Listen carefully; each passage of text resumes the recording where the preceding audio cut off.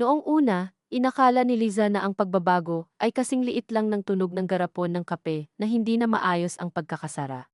Tuwing umaga, si Noel ang unang bumabangon sa maliit nilang apartment sa Pasig. Si Noel ang nagsasaing. Si Noel ang naglalagay ng tubig sa takure, kahit siya naman ang mas maagang umaalis para sa bodega sa Cubao. Hindi ito dahil sa pagiging maalaga niya o hindi lang dahil doon kundi dahil ayaw niyang maabutan si Liza na nakaupo sa mesa. Nakatitig sa listahan ng bayarin na parang doon nakasulat ang tamang sagot kung paano mabubuhay ng hindi nagagalit sa isa't isa. Pero isang Lunes ng umaga, nagising si Liza sa katahimikan. Walang kalansing ng kutsara, walang amoy ng sinangag, walang yabag ni Noel na pabalik-balik sa kusina at banyo. Paglabas niya ng kwarto, nakita niyang bukas ang cabinet sa ilalim ng lababo at nakasalampak sa sahig ang mga lumang resibo, mga sobre ng kuryente, at isang maliit na lata ng biskwit na dati niyang pinagtataguan ng ekstrang 300, 500, minsan 1,000 kapag may natitira sa budget. Nasa ibabaw ng mesa ang lata, nakabukas, at sa loob ay puro barya na lang. Hindi naman dapat niya pagbintangan si Noel agad, may susi rin ang landlady sa pinto, at minsan nakakapasok ang pamangkin nitong naghahatid ng tubig. Pero iyon ang masamang katangian ng pag-aasawa, na ang unang mukha ng hinala ay hindi na mukha ng ibang tao, kundi ng taong sabay mong pinipisil ang toothpaste gabi-gabi. Nang dumating si Noel mula sa banyo, basa pa ang buhok at nakahubad pang itaas, nakita niya agad ang tingin ni Liza, pagkatapos ang lata, saka ang kalat sa sahig. Naghahanap lang ako ng resibo ng internet, sabi niya, mabilis, parang siya na ang nahuling may sala bago pa man siya tanungin. Ba't mo ginalaw yan? Tanong ni Liza, hindi galit ang boses kundi malamig, at mas ikinainis iyon ni Noel, kaysa kung sinigawan siya. Akala ko nandun yung resibo, sa lata ng biskwit. Hindi ko alam kung saan mo nilalagay. Hindi sumagot si Liza. Ilang segundo lang iyon, ngunit sapat para maramdaman ni Noel ang pagkuskos ng hiya sa lalamunan. Hindi niya aminadong alam niya kung para saan ang latang iyon. Hindi rin niya aaminin na nabilang na niya minsan. Dahil isang gabi, nang naghahanap siya ng charger, ay nakita niyang may 3,100 at 4,500 sa loob. Mahigpit na tupi ang mga pera, na para bang may kaayusan doon na hindi kasama ang pangalan niya. Wala nang laman, sabi ni Liza sa wakas. Kaunti na lang. Hindi ko kinuha. Hindi ko sinabing ikaw. Ngunit kapwa nila narinig na si Noel nga ang ibig sabihin noon. Umalis siyang hindi kumakain. Naiwan si Liza sa kusina. Hawak ang lata sa magkabilang kamay na para bang kailangan niya itong pigilan sa pagyanig. Hindi naman iyon ipon para sa luho. Hindi alahas, hindi bagong cellphone, hindi pang bakasyon. Iyon ang perang iniipit niya kapag may overtime sa salon, perang galing sa tips ng mga kliyenteng may ugaling magsabi ng keep the change, hija, kapag maganda ang mood. Perang sinisingit niya sa gitna ng budget dahil natuto siyang huwag ipaalam ang lahat ng natitira sa bahay, lalo na kapag ang lahat ng natitira ay tila laging may naghihintay ng paggamitan. Sa una, naisip niya iyon bilang disiplina, paglaon, naging lihim. Hindi niya alam kung kailan nagsimulang magmukhang pagtataksil ang simpleng pag-iingat. Pagdating niya sa salon noong araw na iyon, mas maaga pa sa kanyang shift, napansin agad ni Mae na tahimik siya. Away? Tanong nito habang naglilinis ng gunting. Hindi. Mas masahol pa yata yan kung hindi. Umiling si Liza at nagsimulang magwalis ng mga buhok sa ilalim ng station niya. Sanay siyang magtrabaho nang hindi nagsasalita. Sa salon, pwedeng manahimik at magmukhang abala. Pwedeng ikubli ang loob sa amoy ng hairspray at init ng blower. Sa salamin, paulit-ulit niyang nakikita ang sarili, payat na mukha, nakapusod na buhok, labi na tila laging may sasabihin, pero pinipigilan. 2 taon na silang kasal ni Noel. 3 taon silang magkasintahan bago noon. Wala namang malaking dahilan kung bakit niya minahal ang lalaki. At marahil iyon ang dahilan kung bakit mas mahirap ipaliwanag kung bakit nananatili pa rin ang lambot ng loob niya rito, kahit sa mga araw na para silang magkatabing estranghero sa jeep. Tahimik si Noel noong nanliligaw pa lang, hindi pa sikat, hindi mabisyo noon, hindi marunong magpanggap na maraming plano. Kapag tinatanong kung ano ang pangarap niya, sinasabi lang niyang gusto niyang magkaroon ng bahay na hindi inuupahan at mesa na pwedeng kainan ng pamilya nang hindi kinakailangang itupi pagdating ng gabi. Noong una, sapat na iyon kay Liza. Hindi niya kailangan ng lalaking maingay ang pangarap, gusto lang niya ng may tibay sa maliit na bagay. Pero kalaunan, may mga pangarap palang ganoon mukhang simple, pero kumakain ng dahan-dahan sa lahat ng kinikita ninyo. Nang gabing iyon, umuwi si Liza na may dalang bangus at talong. Balak pa ring magluto ng normal, kahit magaan lang ang naging usapan nila sa umaga. Pagpasok niya, naamoy niya agad ang alak, hindi iyong amoy ng lasing na basag-basag ang bote o may kantahan sa kapitbahay. Mahina lang, amoy ng isang basong tinira habang nakaupo sa monoblock sa kusina. Nandoon si Noel, naka-uniform pa, butones ng kwelyo bukas, may hawak na cellphone at nakatingin sa electric fan na umiikot. Maaga ka? Tanong ni Liza. Pinauwi kami. Wala raw dumarating na delivery. Tumango siya at inilapag ang plastik sa lababo. Kumain ka na? Hindi pa. Bakit may alak? Hindi sumagot si Noel agad, itinaas niya ang baso, inikot ang natitirang amber na likido, saka ibinaba na parang hindi niya narinig. Noel, isang tagay lang. Lunes pa lang. May schedule ba dapat ang pagod? Mabilis na napalingon si Liza. Hindi sumigaw ang lalaki, ngunit may kung anong pagkapudpod sa boses nito, parang buong araw na nitong kinikiskis ang sariling pasensya. Tahimik siyang naghugas ng bigas. Narinig niya ang buntong hininga ni Noel, iyong uri ng buntong hiningang hindi para gumaan ang pakiramdam kundi para ipaalam sa kabilang tao na may utang itong alamin kung bakit mabigat ang loob mo. May naningil ulit kay kuya, sabi ni Noel maya-maya. Sino? Yung inutangan niya sa tricycle boundary, pumunta sa bahay ni mama. Hininaan ni Lisa ang gripo. Bakit sa'yo mo kinukwento? Kanino pa? Ako ang tinatawagan ni mama. Ikaw lagi. Hindi niya intensyong magtunog sarkastiko, pero lumabas iyong parang matalim na balat ng prutas. Anong gusto mong gawin ko? Wala. Nagtatanong lang ako. Hindi ka nagtatanong, Liza. Ngumiti siya ng bahagya, iyong ngiting walang init. Sige, hindi na lang.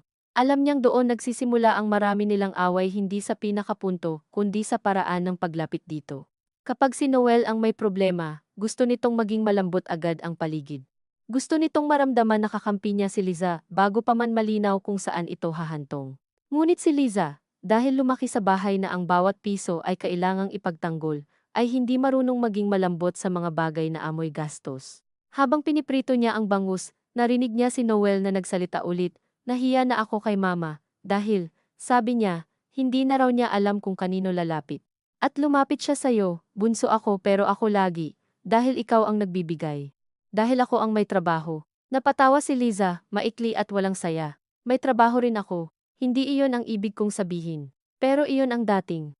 Hindi na sumagot si Noel, sa hapag, tahimik silang kumain. Hindi na bago ang katahimikan sa kanila, pero may iba't ibang uri noon. May katahimikang komportable, gaya ng mga gabing pagod silang pareho, at sapat ng magkasama. May katahimikang mababaw, kayang basagin ng tanong tungkol sa ulam o labada. At may katahimikang tulad noon, na parang manipis na yelo sa ibabaw ng tubig. Habang kumakain, napansin ni Liza na hindi pa rin sinasara ni Noel ang wallet nito, na nakapatong sa tabi ng pinggan. Lumang itim na wallet, punit na ang gilid, manipis kapag sweldo pa lang at biglang kakapal sa mga araw, na may mga papel na hindi pera sa loob mga listahan, number ng kausap.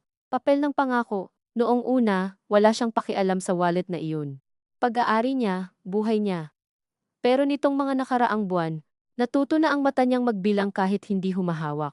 Ilang libo ang inuuwi, ilang daan ang naiiwan matapos ang 3 araw, gaano kabilis na uubos ang cash, kahit bayad na ang renta at tubig. May binabayaran ka ba? Tanong niya nang hindi tumitingin.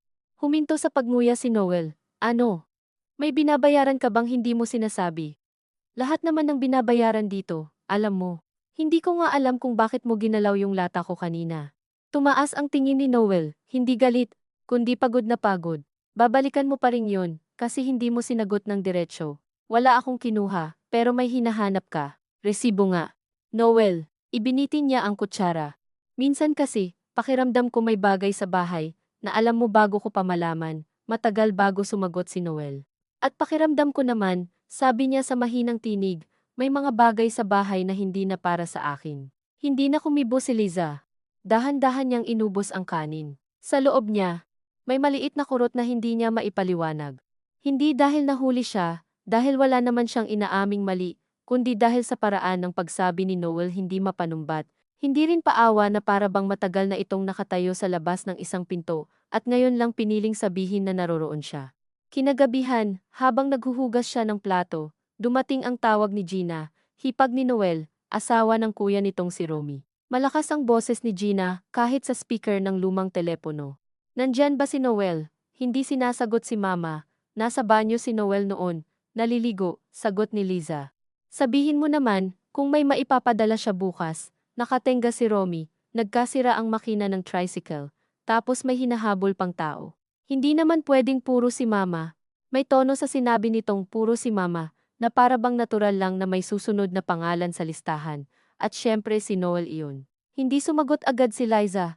Narinig niya ang pag-iyak ng bata sa kabilang linya. Iyong panganay ni Gina na madalas may sipon.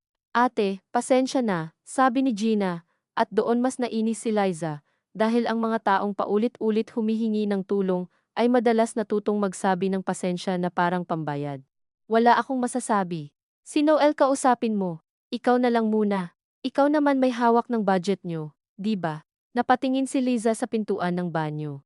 Sino may sabi? Alam naman namin. Anong alam ninyo? Hindi sumagot si Gina ng diretsyo. Basta, ikaw na lang kumausap sa kanya. Kahit pansamantala lang. Pagkababa niya ng tawag, naramdaman niyang nanginginig ang kamay niya sa sabon. Hindi niya alam kung ano ang mas masakit, iyong pag-aakalang may hawak siya ng budget na para bang magaan at marami iyon, o iyong ideyang pinag-uusapan pala siya sa pamilya ni Noel na tila isa siyang tagabantay ng gripo ng pera. Nang lumabas si Noel, basa pa ang batok, sinalubong niya agad, tumawag si Gina, napapikit ito sandali. Anong sabi? Kung may maipapadala ka raw bukas, naupo si Noel sa gilid ng kama at kinuskos ang mukha. Sabi ko na nga ba? Gaano kalaki? Hindi ko pa alam, paano mo hindi alam? Hindi pa sinabi ni Mama, pero may ipapadala ka. Tumahimik ulit si Noel. Noel, may pera ba tayo? May sweldo sa Friday, Martes pa lang. May extra ako. Hindi napigilan ni Liza ang maikling tawa, extra saan?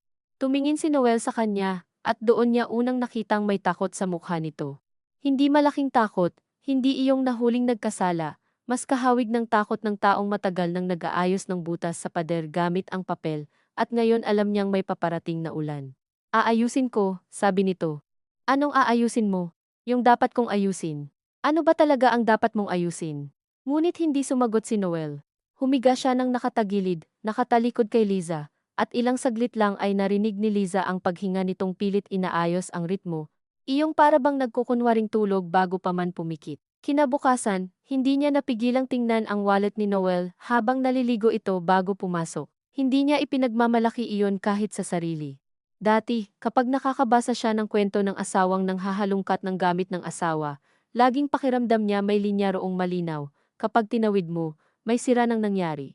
Pero ang mga linyang iyon pala, sa totoong buhay, unti-unting nabubura sa sahig dahil sa araw-araw na pagdaan ng paa. Sa loob ng wallet ay may 2 resibo ng remittance center, tig 2,000 noong nakaraang buwan, padala sa pangalan ni Gina, isang papel na may numero at pangalang Bongti, at isang maliit na piraso ng notebook paper na nakasulat ang 11,500, Thurs, 8,000 next cut off, huwag kalimutan.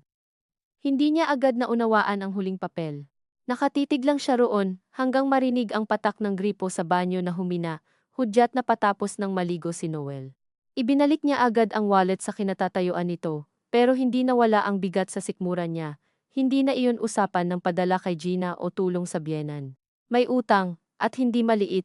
Pagdating niya sa salon, wala siyang ganang makipagbiruan. Nagkamali siya sa pag-trim ng bangs ng isang regular na customer, at kinailangan pa niyang ayusin sa pagngiti at libreng treatment. Uy, magpahinga ka kaya mamaya, sabi ni Mae ng break nila. Maputla ka. Umupo si Liza sa likod ng salon. Hawak ang paper cup ng instant coffee. Mae, sabi niya pagkatapos ng mahabang katahimikan, kapag ba may itinatago kang pera sa asawa mo, masama ka na ba agad? Hindi siya tinawanan ni Mae. Isa iyon sa mga dahilan kung bakit ito ang nagiging takbuhan niya.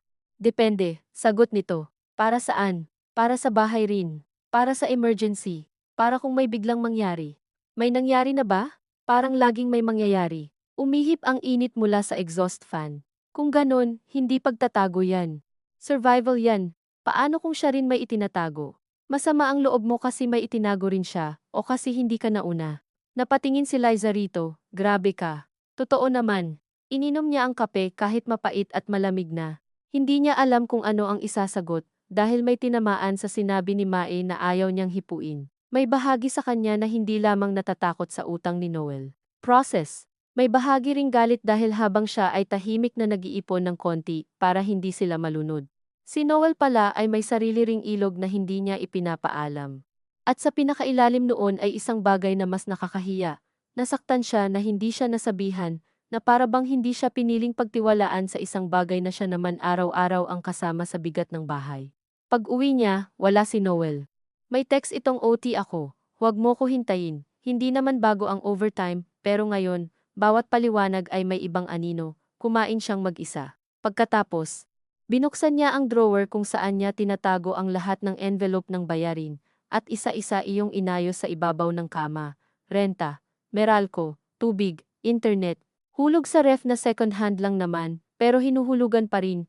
Utang sa kapitbahay na hiniram nila noong nagka-COVID si Noel, noon pang 1 taon na ang nakaraan at hindi pa buo ang bayad. Hindi sila maluho, hindi rin sila tamad. Ngunit may mga buhay talagang kahit anong higpit mo sa sinturon, may nakakaalpas pa ring butas. Naalala niya ang unang 6 na buwan ng kasal nila, noong nasa mas maliit pa silang inuupahan, at madalas pa silang tumawa habang nagbibilang ng coins para sa pamasahe kinabukasan. Hindi dahil magaan ang hirap, kundi dahil pareho pa silang naniniwalang pansamantala lang iyon. Ngayon, ang hirap ay hindi na pansamantala. Nakakabuo na ito ng ugali, ng wika, ng mga paraan ng pagtingin sa isa't isa. Bandang 10:00, umuwi si Noel. Hindi mukhang lasing, pero may amoy ng usok at init ng kalsada. Kumain ka na? Tanong ni Liza. Sa labas na. Tumango siya. OT talaga. Oo. Saan? Naghubad ng sapatos si Noel at tumingin sa kanya. Sa trabaho. May pinuntahan ka pa ba? Ano ba to? Investigasyon. Hindi pa rin tumaas ang boses ni Liza. Kung gusto mong hindi ako magtanong, sabihin mo ng diretsyo kung may utang ka. Tumigil si Noel. Sa wakas, umupo siya sa upuan at yumuko. Matagal bago siya nagsalita. Meron. Parang humina ang electric fan. Magkano? Hindi niya naintindihan agad. 19 na ano. Libo. Naging tuyo ang bibig ni Liza. Saan galing? Kay Bong. Sino si Bong? Kaibigan ni Mando sa bodega. At bakit ka umutang sa kaibigan ng katrabaho mo ng 19,000? Napahawak si Noel sa noo, naipon. Saan nga galing? Sa padala kina mama, sa pinambayad sa lumang utang ni Romy. Sa 2 buwan na kulang tayo noong tag-ulan. Napapikit siya, sa sugal, hindi sumabog ang mundo. Iyon ang unang ikinagulat ni Liza, na nang marinig niya ang salitang iyon, hindi gumuho ang pader, hindi siya napatayo, hindi siya napasigaw. Umupo lang siya ng mas tuwid, parang may inilapat na bakal sa likod niya. Anong sugal? Tanong niya. Tong-its lang. Minsan. Minsan. Nung una. At pagkatapos. Minsan na napapadalas. Tumawa siya ng maikli, hindi dahil nakakatawa kundi dahil walang mapuntahan ang hangin sa dibdib niya. Napapadalas. Ulit niya iyon na parang ibang wika. Magkano nawala? Hindi ko na maalala ng buo. Sinubukan mo bang alalahanin? Hindi sumagot si Noel. Tumingin lang ito sa sahig, at sa kilos na iyon, biglang bumalik sa isip ni Liza ang lahat ng maliliit na bagay nitong mga nakaraang buwan, na pinili niyang huwag dugtong-dugtungin. Iyong mga gabing bigla itong may inuman lang sandali sa labas. Iyong mga araw na kulang ang inuwing pamasahe, at may dahilan na naman tungkol sa nawalang barya. Iyong pagiging irritable nito kapag payday. Iyong ilang beses na humingi ito ng dagdag sa budget dahil may ambagan sa trabaho. Lahat iyon, dati ay hiwa-hiwalay na abala lang ng buhay. Ngayon, parang isang mahabang lubid na biglang nahila sa harap niya. Bakit hindi mo sinabi? Tanong niya, at dito lang tunay na lumambot ang boses niya, na ikinagulat nilang dalawa, kasi akala ko maaayos ko. Kailan? Noong una pa lang. At kailan yang una? Umiling si Noel. Noong December. December? Parang may kumatok sa loob ng ulo ni Liza. Abril na. 4 na buwan. 4 na buwan siyang katabi nito sa kama. Kausap ito tungkol sa ulam at labada at overtime, at sa loob ng 4 na buwan may ibang buhay na gumagalaw sa ilalim ng pareho nilang sahig. Noong December, ulit niya, at ngayon ay hindi na niya matukoy kung galit ba o pagod ang boses niya. Nung namigay ako ng maliit na pamasko kina mama at kina bunso, kulang na tayo noon, tapos natalo si Romy sa boundary, nagkagulo na. Naisip ko, makakabawi ako sa isang pasada lang. Hindi naman araw-araw, hindi naman malaki sa umpisa, walang naliliitan ang utang pag lumalaki na, sabi ni Liza. Alam ko, hindi, Noel, alam mo na ngayon. Pero nung ginagawa mo, ang alam mo lang ay may paraan kang hindi sabihin sa akin. Sumandal si Noel sa upuan, parang naubusan ng balanse. Ayoko kasing tingnan mo ko ng ganito. Halos mapangiti si Liza, ngunit napait iyon sa dulo. Ganito paano? Parang wala akong silbi. Napatigil siya. Maraming sagot ang pwedeng ibato roon, na hindi siya ang may gawa ng tinging iyon, na hindi naman siya humiling na akuin ni Noel ang mga utang ng buong pamilya nito. Na hindi kabawasan ng pagkatao ang sabihing kapos sila, pero kabawasan ng tiwala ang magsinungaling. Ngunit alam din niya ang ugat ng pangungusap na iyon. Sa bahay ni na Noel, ang lalaking may trabaho ang inaasahan. Ang bunso man siya, siya ang maaasahan. Lalo na dahil ang kuya niyang si Romy ay laging may dahilan sirang makina, mahinang pasada, maling barkada, may batang nilalagnat, may kung anong pagkakataong kailangan daw hulihin bago mawala. At si Noel, dahil hindi marunong tumanggi ng maaga, ay natutong magsabi ng oo kahit wala nang maibibigay. Ang hindi niya natutunan ay kung paano sasabihin sa asawa niyang hindi niya na kaya. Magkano pa ang kailangang bayaran? Tanong ni Liza. 19 nga lahat. Nakapagbigay na ako ng 3 nitong nakaraan. Saan galing yon? Muling tumahimik si Noel. Noel, huminga siya ng malalim, sa pera sa lata. Sumikip ang dibdib ni Liza, ngunit kakaiba ang naramdaman niya. Hindi iyong purong galit na inaasahan niya. May galit, oo, mainit at tuwid, pero may kasama iyong kahihiyang parang siya mismo ang nahubaran. Kaya pala konti na lang ang laman, kaya pala may hawak na resibo. Kaya pala parang matagal na itong alam ang bigat ng tingin niya sa lata. Magkano kinuha mo? 2,000. 2 lang. Noong una. Napapikit si Liza. Noong una, 3 pang beses. Napatayo siya. Dito lamang siya nakaramdam ng pagnanais na may ihagis, may kalampagin, may gawing tunog ang sakit. Ngunit ang apartment nila ay masyadong maliit para sa ganoong klase ng galit. Lahat ng tunog ay babalik din sa iyo. Naglakad siya papunta sa lababo, saka pabalik, saka huminto sa gitna. Ilang beses mo akong pinagmasdan na magbilang noon? Tanong niya, mahinahon na ulit, at iyon ang mas nakakatakot. Hindi ko binalak, huwag mo nang sabihin na hindi mo binalak. Lahat ng taong paulit-ulit gumagawa ng isang bagay, binalak man o hindi sa una, pinipili na yon pagkatapos. Hindi na nakatingin si Noel. Nakayuko lang ito, ang 2 kamay magkakapit sa gilid ng upuan, na para bang baka lumubog siya kapag binitiwan, ilang sandali silang ganoon. Sa labas, may batang tumatawa sa eskinita, may motor na humarurot, may kapitbahay na naglagay ng videoke kahit hating gabi na. Ang mundo, na wala namang pakialam sa anumang pagbagsak ng tiwala sa loob ng inuupahang apartment, ay nagpatuloy lang. Babayaran mo to, sabi ni Liza sa wakas. Lahat. Oo. Hindi galing sa susunod kong overtime, hindi galing sa padala ng nanay ko kapag Pasko, hindi galing sa ipon ko, sayo, oo. At wala nang ibibigay sa bahay niyo nang hindi natin pinag-uusapan. Doon lang umangat ang mukha ni Noel. Si Mama, kasama si Mama, mas mabilis na tumibok ang pulso niya, pero hindi siya umatras. Hindi ako masamang tao dahil napapagod na ako, Noel.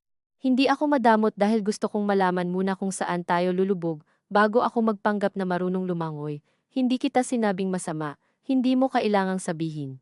Sapat na yung paulit-ulit mong pag-oo sa kanila na para bang kaya natin, may pumintig sa panga ni Noel. Akala ni Liza sasagot ito ng pabalang, pero nang magsalita ito ay basag ang boses. Paano kung ako lang ang mayroon sila? Napahinto siya. Ang tanong na iyon ang pinakamatapat marahil sa lahat ng nasabi nito. Walang paliwanag, walang depensa, walang pagpapalambot, isang payak na kahinaan. At doon siya pinakanagalit dahil ang totoo, mahal niya ang lalaking ito, lalo na sa mga sandaling ganito, kapag lumalabas ang bahagi nitong hindi marunong magpanggap na matatag. Ngunit ang pag-ibig pala ay hindi laging kakampi ng kabutihan. Minsan, ito mismo ang nagtutulak sa iyo na tiisin ang mga bagay na unti-unting sumisira sa inyo. Hindi na sila natulog ng magkatabi ng gabing iyon. Humiga si Noel sa sahig na may manipis na kutson, kahit hindi naman sinabi ni Liza na doon siya matulog. Mas madali yata iyon para sa kanilang dalawa kaysa harapin ang init ng parehong kama. Sa dilim, nakatingin si Liza sa kisame at iniisip ang kakaibang anyo ng pagtataksil.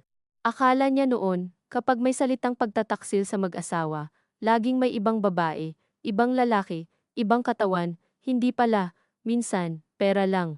Pera na may sariling lihim na ruta, sariling mga pangako, sariling mga kamay na humihila rito sa iba't ibang direksyon, hanggang sa bigla mong mapansing ang nawawala ay hindi lamang laman ng wallet kundi ang ugali ninyong magsabi ng totoo sa isa't isa. Kinabukasan, hindi sila nag-away. Iyon ang mas masaklap. Nagkape si Liza, nagpainit ng pandesal, naghanda si Noel ng uniform, at ang lahat ay ginawa na parang may matanda sa bahay na may sakit at bawal maingayan. Paglabas ni Noel, nag-abot ito ng sobre. 4,000, sabi nito, kalahati ng sweldo ko. Iwan mo muna. Hindi hinawakan ni Liza agad, pambayad sa bahay yan. Oo, at yung utang. May kakausapin ako, sino? Si Bong. Para saan? Makikiusap akong hulugan. Kinuha niya ang sobre. Mas gusto sana niyang magtanong ng magtanong pa, puwersahin itong ilatag lahat. Pangalanan ang bawat butas. Ngunit may pagod na pumipigil sa kanya. Ang katotohanan, kapag dumating, ay hindi lang liwanag, trabaho rin ito. Kailangan mong magpasya kung ano ang gagawin sa mga nalaman mo. Sa salon, habang nagkukulay siya ng buhok ng isang customer na kakapanganak pa lang noong nakaraang buwan, paulit-ulit bumalik sa isip niya ang pag-upo ni Noel sa upuan kagabi. Ang pagkakahawak nito sa gilid na parang batang nagsasabing, alam niyang may kaparusahan pero hindi alam kung gaano kalaki. Naalala rin niya ang sariling lata ng biskwit, ang bigat nitong unti-unting nawala nang hindi niya namamalayan. At may isa pang alaalang umusbong, hindi niya tinatawag pero kusang lumitaw. Isang gabi noong nakaraang taon, nang umuulan at brown out, nagbilang sila ni Noel ng natitirang cash sa ilaw ng kandila. Kulang sa pamasahe kinabukasan. Tahimik lang noon si Noel, pagkatapos biglang tumawa at sinabing maglalakad na lang siya kung kinakailangan, saka hinati pa sa gitna ang huling piraso ng tinapay para sa kanila. Mahal niya pa rin ang bersyon ng lalaking iyon. Hindi niya alam kung nasa loob pa rin ba iyon ng lalaking umuutang kay Bong, at naglalaro ng tong-it sa pag-asang mababawi ang nawala, baka nandoon pa rin. Baka iyon mismo ang dahilan kung bakit hindi niya ito maiwan sa isip kahit gusto na niyang magtayo ng pader. Pagsapit ng hapon, nag-message si Noel, huwag ka muna umuwi agad, pupunta ako kina mama mamaya, kakausapin ko sila. Hindi niya alam kung ano ang mararamdaman. Ginhawa ba, dahil sa wakas ay haharapin nito ang pamilya. O pangamba, dahil baka sa huli, siya rin ang maging kontrabida sa usapang iyon, ang asawang ayaw magbigay, ang babaeng may sariling ipon, ang babaeng marunong magbilang at sa makatuwid ay madaling sabihing malamig ang puso. Nang gabing iyon, nauna siyang makauwi. Inayos niya ang mga plato sa estante, nilabhan ang 2 punda, at hinugasan ang lata ng biskwit bago ibinalik sa cabinet. Hindi na niya iyon gagamitin doon, hindi pa niya alam kung saan na. Nang dumating si Noel, mukha itong mas matanda ng ilang taon. Hindi dahil sa kulubot o sugat, kundi sa paraan nitong tumayo sa may pinto, hindi agad makapasok, na para bang sa isang maikling biyahe lang ay may nawala sa kanya na hindi na maibabalik ng buo. Anong sabi? Tanong ni Liza. Umupo si Noel. Ibinuka ang 2 kamay, saka muling ipinatong sa hita. Sinabi ko na wala na muna akong maibibigay. At, umiyak si Mama, napapikit si Liza. At si Gina, tahimik lang. Si Romy ang nagalit. Natural. Sabi niya, mayabang na raw ako kasi may asawa na. Walang ekspresyon ang mukha ni Noel nang sabihin iyon, at iyon ang mas mabigat. Anong sabi mo? Wala. Wala? Pagod na ako, Liza. Hindi iyon depensa. Hindi iyon pagsusumbat. Pagtatapat lang. Umupo siya sa tapat nito. Sa unang pagkakataon mula nang malaman niya ang totoo, napansin niyang nanginginig ng bahagya ang mga daliri ni Noel. Anong ibig sabihin ng pagod? Maingat niyang tanong. Matagal bago sumagot ang lalaki. Pagod na akong maging yung taong pwedeng lapitan, pero kapag hindi ako nagpahiram, para akong naging iba, parang may inali sa akin. Tahimik si Liza. Naiintindihan niya kahit ayaw niyang aminin. Sa maraming bahay sa Pilipinas, may mga papel na hindi sinusulat pero mahigpit ang kapit. Kung sino ang bunso pero masipag, siya ang aasahan. Kung sino ang may regular na sweldo, siya ang sasalo. Kung sino ang marunong tumahimik, siya ang magpaparaya. Hindi ka kailangang pilitin lagi. Minsan, sapat nang kilala mo ang papel mo kaya kusang lalakad ka pabalik dito, kahit napupunit ka na. At kapag ako ang napapagod, tanong niya sa huli, hindi agad nakasagot si Noel. Dahan-dahan nitong itinaas ang tingin. Alam ko. Hindi mo alam ng buo. Hindi. Tumango si Liza. Hindi mo nga alam. Naramdaman niyang may luha sa gilid ng mata, ngunit hindi iyon ang luha ng matinding pag-iyak. Mas katulad ng tubig na sumisingaw sa baso kapag matagal nang nakapatong sa init. Kasi habang iniisip mo kung paano hindi mapahiya sa nanay mo, ako iniisip ko kung paano tayo hindi mapapahiya sa may-ari ng bahay. Habang iniisip mo kung paano makakaalpas sa utang nila, ako iniisip ko kung bakit kailangan kong magtago ng pera sa lalaking pinakasalan ko, para lang siguruhing may pangmeral ko tayo. Yumuko si Noel. Patawad. Narinig niya iyon ng malinaw. Ngunit minsan, ang salitang patawad ay parang tela lang na inilalagay sa ibabaw ng sirang upuan. Hindi ibig sabihin na hindi mahalaga. Hindi lang sapat, hindi niya iyon sinabi. Sa halip, tumayo siya at nagsaing. Mula sa likod niya, narinig niya si Noel na dahan-dahang huminga. Para bang ang hindi pagtuloy ng away ay isang uri rin ng himala. Habang naghuhugas siya ng bigas, nagulat siya nang maramdaman ang kamay ni Noel sa likod ng siko niya. Magaan lang, nagtatanong kung pwede pa bang lumapit. Ilang buwan, marahil isang taon na ring hindi niya napansin ang ganoong klaseng paghawak, walang hinihinging kapalit, walang sabay na paliwanag, walang diskarte para gumaan ang usapan. Nanatili siyang nakatalikod. Huwag mo muna kong hawakan, sabi niya. Hindi galit. Totoo lang. Agad naman itong bumitaw.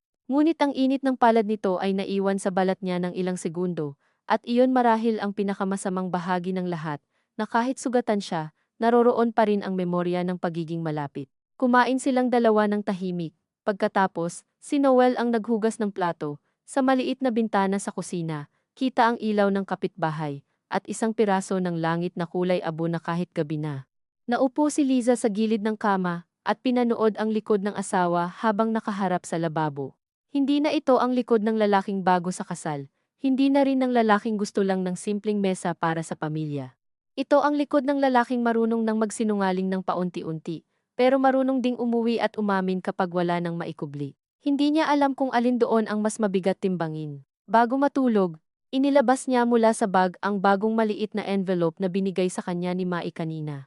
Itabi mo rito, sabi nito, huwag sa lata na halata. At huwag mong ikahiya kung may para sa'yo kang reserba. Hinawakan ni Liza ang envelope ng matagal. Pagkatapos, hindi niya iyon itinago sa lumang taguan.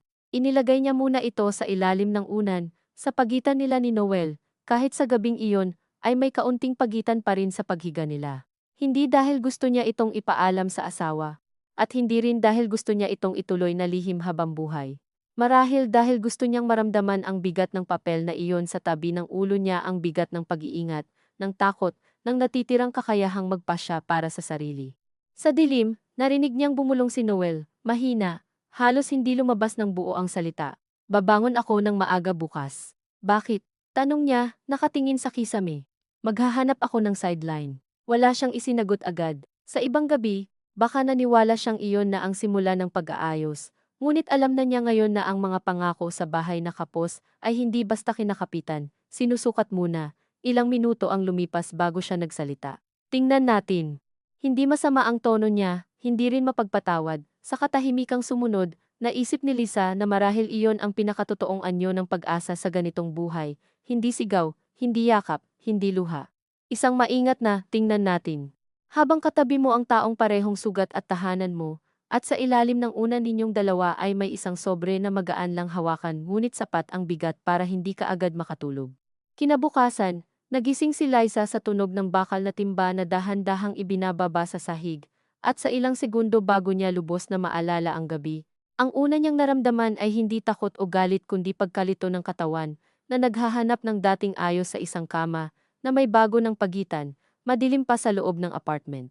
Mula sa kusina, may mahinang kalansing ng kutsara sa baso at amoy ng lumang kape na pinapakuluan muli. Humiga siya ng ilang saglit, nakatingin sa kisame. At saka dahan-dahang inangat ang unan.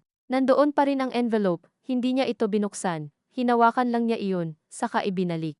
Nang lumabas siya, suot na ni Noel ang kupas nitong polo na panglabas, hindi pang bodega, at may maliit na tuwalya sa balikat na, para bang may pupuntahan itong malayo. Aalis ka na? Tanong niya.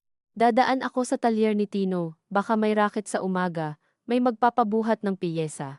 Tumango si Liza, hindi niya kilala si Tino ng personal, pero narinig na niya ang pangalang iyon sa ilang beses na pag-uusap nila noon. Kaibigan daw ni Noel noong high school na marunong dumiskarte sa kung ano-anong sideline. Iyon sana ang uri ng detalye na dati niyang hindi na iniimbestigahan, pero ngayon, bawat pangalan ay may kasamang maliit na anino. Babalik ka pa bago pumasok. Depende kung may mahanap. Huminto siya, Liza. Hindi siya tumingin agad. Nagbukas siya ng lalagyan ng asukal at nilagyan ang sariling tasa. Ano? Hindi ko alam kung anong mas tamang sabihin sa'yo ngayon. Pero aalis ako hindi para umiwas. Itinapat niya ang tasa sa labi, mainit pa ang kape, mapakla. Sige, sabi lang niya. Hindi niya kayang bigyan ito ng mas malambot na tugon kaysa roon, at ayaw rin niyang magsinungaling na okay lang ang lahat. Nang makaalis si Noel, naupo siya sa monoblock na iniwan nito at pinakinggan ang apartment. May mga umagang parang humihinga ang lugar sa paraang magaan, kahit maliit at luma. May mga umagang kagaya noon, na bawat gamit ay tila mas malinaw ang tunog sa katahimikan, na para bang ang nawawalang tiwala ay hindi lamang bagay sa loob ng dibdib kundi isang aktwal na siwang sa dingding kung saan lumalabas ang init ng bahay. Pumasok siya sa salon na kulang ang tulog at sobra ang pakiramdam ng pag-iingat. Tinawag siya ni Mae nang makita siyang nakatulala sa maliit na salamin sa locker area. Anong sabi? Mahinang tanong nito. Umamin. Lahat? Hindi ko alam kung may lahat na ba. Sumandal si May sa locker sa tapat niya. Mag-ingat ka riyan. Saan? Sa puntong dahil umamin na, iisipin mong buo na ang katotohanan. Hindi na siya sumagot, buong araw, habang naggugupit siya ng split ends at nagmamasahe ng anit ng mga customer, paulit-ulit bumalik sa isip niya ang linyang iyon, na baka may bahagi pa ng kwento na hindi niya alam. Hindi dahil may mas malaki pang sikreto, kundi dahil mahirap talagang tukuyin kung saan nagsisimula at nagtatapos ang pagkasira. Ang utang ay isang bagay na may numero, ang pagsusugal ay may pangalan, ang perang kinuha sa lata ay may bilang ng beses. Ngunit ang unti-unting paglayo ng loob sa loob ng parehong bahay, walang malinaw na petsa iyon, walang resibo. Kinahapunan, nag-text si Noel na may nakuha raw siyang 2 oras na pagbubuhat sa talyer at baka gabihin ng kaunti. Isinama rin nito sa mensahe ang litrato ng kamay nitong maitim sa grasa, parang patunay na hindi basta salita ang sideline. Tinitigan ni Lisa ang litrato ng matagal, hindi siya natuwa sa paraang gusto niyang matuwa. Nakaramdam lamang siya ng maikling pagluwag at kasunod agad noon ay hiya sa sariling pagluwag na para bang masyado siyang madaling lambingin ng ebidensya ng pagsusumikap kahit wala pa namang nababawi. Noong gabing iyon, dumating si Noel na may dalang kalahating kilong galunggong at pandesal. Binili ko, sabi nito kahit hindi naman siya nagtatanong. May naibigay si Tino. Magkano? 300. Inilapag niya ang plastik sa mesa at hinugasan ang kamay. Hindi ito dumiretso sa usapan tungkol sa utang, at hindi rin pinwersa ni Liza. Habang nagpiprito siya ng isda, naramdaman niyang si Noel ay laging nasa gilid ng kusina, hindi makaalis ngunit hindi rin alam kung saan lulugar. Ilang beses itong tila may sasabihin, saka mananahimik. Sa huli, si Liza rin ang naunang nagsalita, hindi ka na magbibigay kina mama. Humigpit ang hawak ni Noel sa baso ng tubig. Hindi mo na. Kaya mo. Hindi ko alam. Pero sinabi mo na. Oo. May katahimikan ulit sa pagitan nila, pagkatapos ay nadulas mula sa bibig ni Liza ang tanong na buong araw niyang ayaw pangalanan. At kung may mangyari talaga sa kanila. Tumango si Noel ng bahagya, parang iyon din ang kinukutkot nito sa sarili mula pa kanina. Ayun nga, iyon ang mahirap, di ba? Sabi niya, hindi nang aaway, hindi rin kumakampi. Kapag tumanggi ka, hindi ka sigurado kung nagtatanggol ka lang ba sa sarili mo o nagkukulang ka na sa kanila. Tumingin si Noel sa kanya na para bang matagal nitong hinintay marinig iyon, at muntik nang magsisi si Liza. Ayaw niyang maging kaginhawaan ng lalaki ng ganoon kabilis, ngunit totoo rin kasi ang sinabi niya. Alam niyang may mga pamilyang kahit ikaw mismo ang nalulunod, babanatan ka pa rin ng kahit konti lang, at gagawin itong tanong ng pagmamahal, hindi ng kakayahan. Kumain sila ng magkasabay, at sa unang pagkakataon mula nang mabunyag ang utang, may ilang pangungusap silang normal, tungkol sa baha sa kanto, sa customer ni Liza na nagreklamo sa kulay ng hair dye, sa matandang kapitbahay na lagi raw nagtatapon ng tubig sa maling oras, hindi bumalik ang dati, ngunit may manipis na pisi ng ordinaryo na muling nailatag sa mesa, at marahil dahil doon, mas tumama ang sumunod na pangyayari, Biyernes ng hapon, oras ng sweldo ni Noel. Sanay na si Liza na sa araw na iyon ay may kaunting gaan sa katawan nila pareho, kahit pansamantala lang. Karaniwang dadaan sila sa palengke, bibili ng kaunting karne, at magpapanggap ng isang gabi na mas mahaba ang pera kaysa totoo. Ngunit pagkadating ni Noel sa salon, hindi siya pumasok agad. Tumayo lang ito sa labas ng salamin. Kita ni Liza ang mukha sa refleksyon, habang kinukulot niya ang buhok ng isang babae. Paglabas niya sa break, nandoon pa rin ito sa may gate, hawak ang helmet ng hiram na motor ni Tino. Anong nangyari? Tanong niya. Ibinigay ni Noel ang envelope ng sweldo, manipis, hindi na niya kailangang bilangin para malaman. Binawasan. Nag-advance ako dati, noong 1 buwan. Napatitig siya rito. Magkano ang natira? 4,000. Tumango si Noel. Naramdaman ni Liza ang init na umaakyat mula leeg hanggang pisngi. At kailan mo balak sabihin sa akin to? Ngayon nga, Noel. Pinikit nito ang mga mata. Hindi ko alam kung paano sasabihin nang hindi mo iisipin na may bago na naman. May bago na naman talaga. Hindi siya sumigaw, pero napalingon si May mula sa loob. Nag-advance ako para maibayad kay Bong noon, bago pa tayo nag-usap.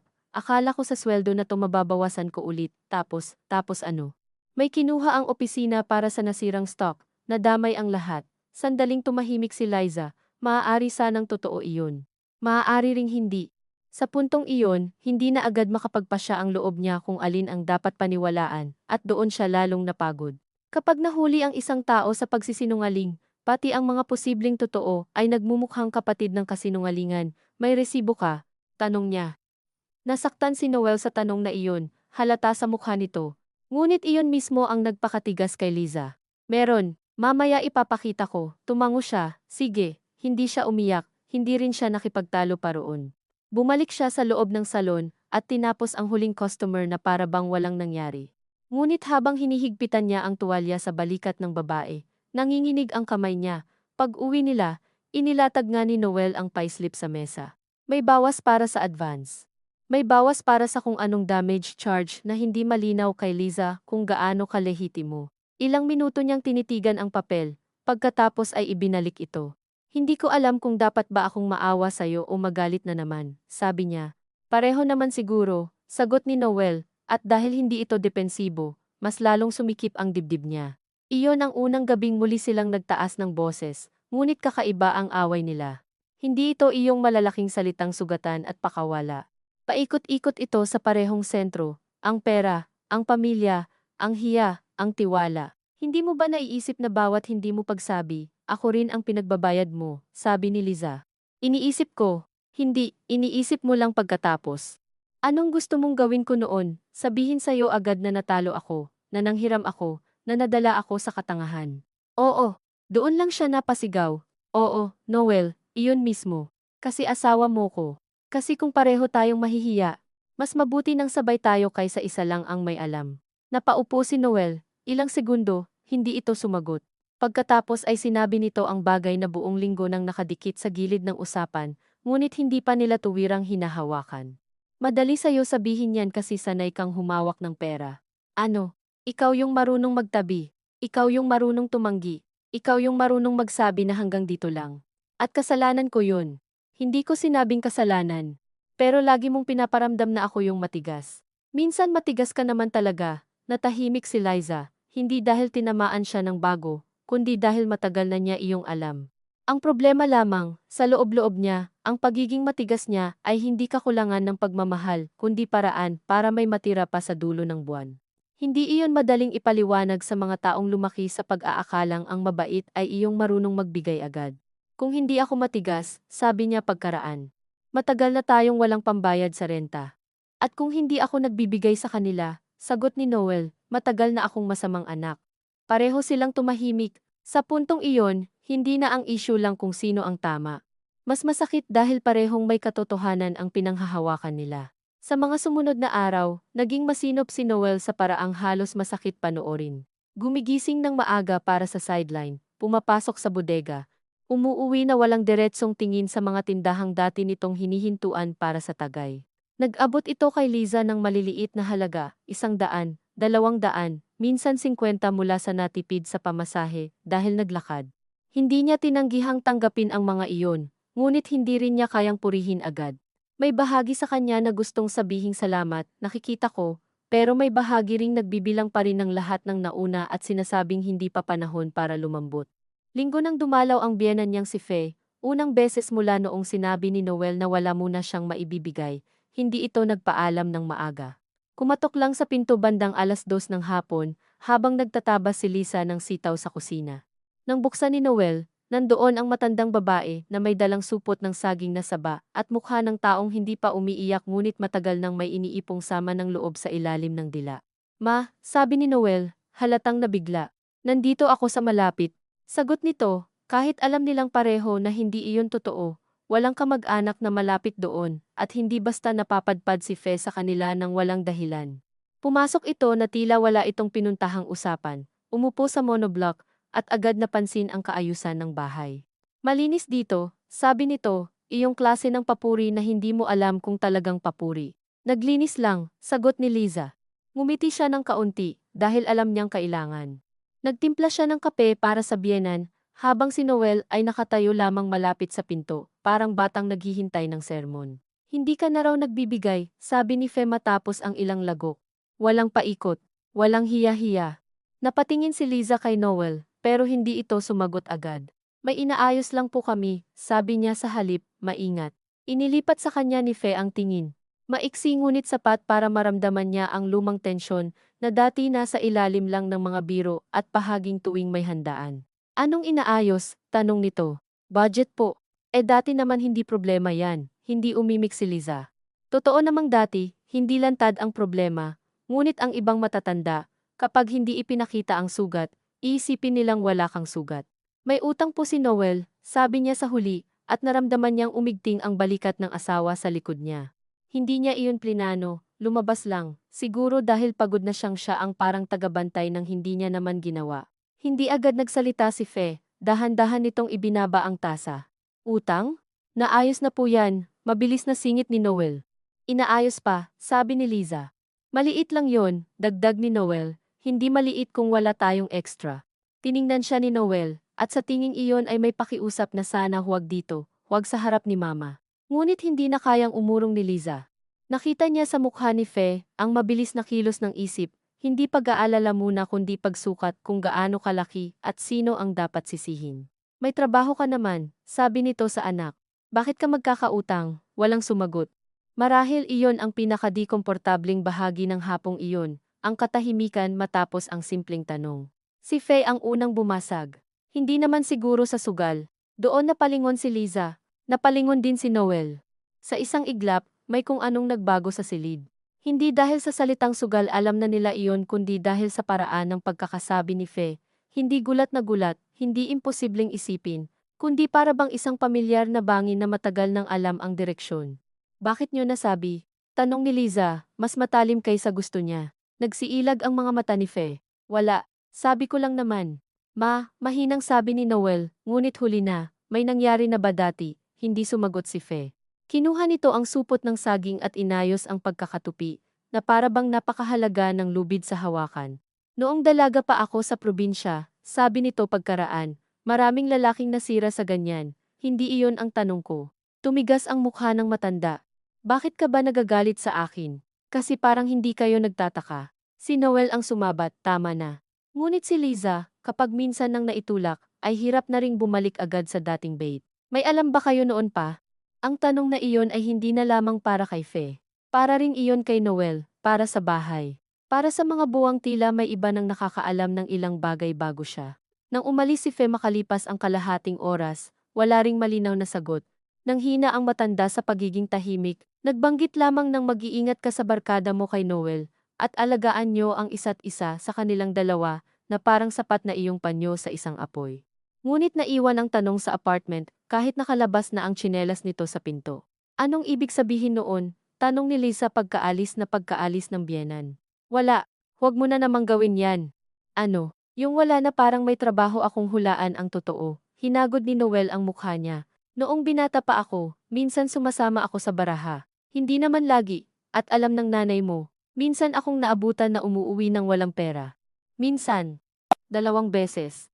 Umupo si Liza, hindi niya alam kung bakit ang liit ng detalye ngunit ang laki ng tama, hindi dahil sa matagal ng issue iyon, kundi dahil isa na naman itong piraso ng lalaki niyang akala niya'y buo na niyang kilala ngunit palaging may nakasingit na lumang anino.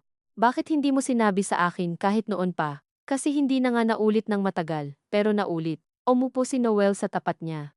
Liza, ayoko nang magmukhang palusot lahat. Pero totoo yung iniisip ko na kaya ko namang hindi na ulitin. Akala ko kaya ko, hindi ko alam kung kailan ako naging ganoon katanga. Napatingin siya sa lalaki. Kung minsan, ang pinakamasakit marinig mula sa mahal mo, ay hindi ang kasinungalingan kundi ang totoo nitong kababawan, hindi plano, hindi malisyoso, hindi malalim katangahan lang na paulit-ulit pinili hanggang sa lumaki. Mas madali pa sanang galitin ang taong sadyang masama kaysa iyong taong mahina sa maling lugar. Sa gabing iyon, hindi sila nag-usap ng marami. Ngunit sa pagitan ng katahimikan nila ay may bagong panginginig, hindi na lamang utang ang laban, kundi ang tanong kung gaano kalalim ang ugali at gaano karami sa nakaraan ang hindi kailanman na isama sa kwento ng pagiging mabuti ni Noel na unang minahal ni Liza. Dumaan ang mga susunod na linggo sa kakaibang pagsasanay, sa pag-iingat, si Noel ay tila binubuhusan ang bawat araw ng pagsisikap, may sideline, may overtime, may mga hapon na hindi na ito kumakain sa labas para lang makapag-iwan ng dagdag 20 sa lata ng bigas. Si Liza naman ay naging mas tahimik kaysa dati, hindi siya nanlamig ng todo, hindi rin lumambot ng husto. Natuto siyang tumanggap ng mga ebidensiya, nang hindi ibinibigay agad ang tiwala bilang premyo. Kapag may inaabot si Noel na perang kinita, kinukuha niya. Kapag ipinapakita nito ang messages ni Bong tungkol sa hulog, tinitingnan niya, kapag sinasabing dadaan lang ito sa talyer. Tumatango siya ngunit minsan, sa pinakailalim ng utak niya, nagbibilang pa rin siya ng oras bago ito makauwi. Isang Huwebes ng gabi, habang nakasakay siya sa jeep pauwi, tumawag si Gina. Halos hindi niya sinagot.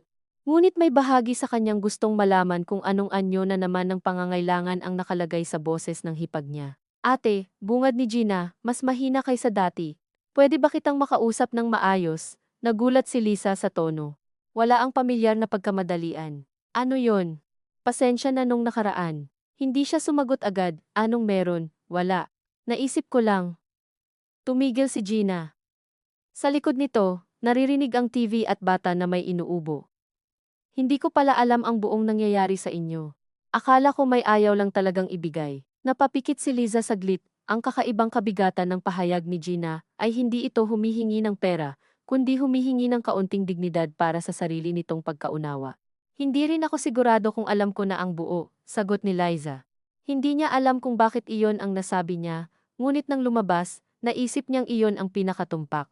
Si Romy kasi, sabi ni Gina matapos ang ilang saglit, galit siya kay Noel, pero sa totoo lang, hindi ko na rin alam kung dapat ba talaga lagi kayong lapitan.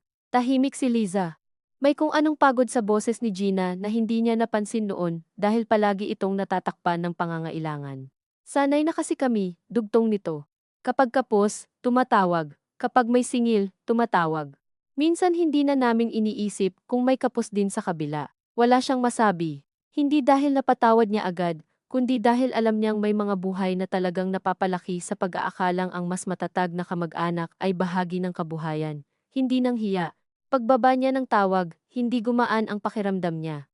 Sa halip, may bagong kalungkutan na pumasok, na ang mga mali ng tao ay bihirang sa isang tao lang nakatali. May mga ugat itong galing sa maraming tahanan, maraming nakasanayan, maraming maliliit na pagpayag na paulit-ulit na naipapasa hanggang magmukhang normal. Pag-uwi niya, nadatnan niyang si Noel ay tulog sa upuan, hawak pa ang cellphone, nakabukas ang calculator app, at may listahan ng mga numero sa lumang resibo. Hindi agad niya ginising, tinitigan niya muna ang mukha nito sa ilaw ng iisang bombilya. Mas pumayat si Noel nitong mga nakaraang linggo. Hindi ito iyong payat na kaakit-akit sa pelikula, kundi iyong payat ng taong binabawasan ang sarili sa pagkain, sa pahinga, sa hiya, sa takot, at sa patuloy na pagnanais na maging sapat kahit may ebidensyang hindi pa. Naalala ni Liza kung paanong noong una pa lang sila, gusto niya sa lalaking ito ang katahimikan. Ngayon naiisip niya na baka matagal na rin pala niyang napagkamalang kabutihan ang kakayahan nitong manahimik sa sariling gusot. Nilapitan niya ito at marahang tinanggal ang cellphone sa kamay. Nagising si Noel, agad umayos ang upo. Anong oras na? Mag-aalas 10. Nakauwi ka na pala. Oo. Nakita niya ang hiya sa mukha nito na naabutang nakatulog nang hindi naghahanda ng hapunan. May tinawag si Gina, sabi niya. Nag-antabay ang balikat ni Noel, parang naghihintay ng panibagong bitbit. Bakit? Wala. Nag-sorry lang. Napabuntong hininga ito, hindi kagaanan, hindi rin gulo. Minsan naiisip ko, sabi ni Lisa, habang kinukuha ang kaldero ng kanin, ang dali siguro para sa inyo dati, hindi maganda, pero madali. Tatawag sila, magbibigay ka. Hindi mo ko sasabihan. Mag-a-adjust ako nang hindi ko alam kung bakit. Nakaupo lang si Noel, nakikinig. Ngayon, dugtong niya, mas mahirap. Pero mas totoo. Dahan-dahang tumango si Noel. Mas takot ako ngayon, ako rin. Iyon na marahil ang pinaka-honest na usapan nila matapos ang unang pag-amin. Walang pangakong malaki, walang pagyayakapan. Puro pag-amin lang na pareho silang nasa loob ng isang bahay na mas totoo na ngayon at sa makatuwid ay mas nakakatakot tirhan. Pagsapit ng dulo ng buwan, nakapagbayad si Noel ng isa pang hulog kay Bong. Hindi pa ring maliit ang natitira, ngunit may nababawas. Ipinakita nito kay Liza ang text, saka ang pera na natira para sa bahay. Wala nang halos sobra. Noon nagsimulang kumuha si Liza ng 2 extra customer sa salon, tuwing Sabado, home service sa kakilala ni Mae sa kabilang barangay. Hindi ito hiniling ni Noel, hindi rin niya ipinagpaalam na parang pabor. Basta ginawa niya, at noong una, ikinainis pa niya ang sariling ginagawa iyon. Dahil kahit anong sabihin niya na hindi niya sagot ang pagkakamali ng asawa, sa huli, ang bahay nilang dalawa ay iisa pa rin ang kisame. Kung babagsak iyon, hindi pwedeng sa kanya lang hindi tumama ang yero. Minsan, sa jeep pa uwi mula sa isang home service, napaisip siya kung saan nagtatapos ang pagtutulungan at saan nagsisimula ang pag-ako sa kasalanang hindi mo ginawa, wala siyang nakuhang sagot. Ang meron lang ay pagod sa balikat at amoy ng hairspray sa damit. Isang gabi, matapos niyang umuwi mula sa isang mahabang araw, nadatnan niyang nakaupo si Noel sa sahig, katabi ang maliit na mesa, at hawak nito ang lumang lata ng biskwit. Hindi na doon nakatago ang pera, ngunit hindi niya naitapon ang lata. Anong ginagawa mo? Tanong niya. Tumingala si Noel. Wala, tinitingnan ko lang. Bakit? Kasi dito nagsimula yung pinakaayaw kong tingin mo sa akin, hindi inaasahan ni Liza ang sagot. Umupo siya sa kama, hindi malapit, hindi malayo, hindi dito nagsimula. Saan? Sa hindi mo pagsabi. Hinagod ni Noel ang takip ng lata gamit ang hinlalaki. Minsan gusto kong ibalik lahat nung hindi mo pa alam. Gusto mo lang ibalik yon kasi mas simple para sa'yo.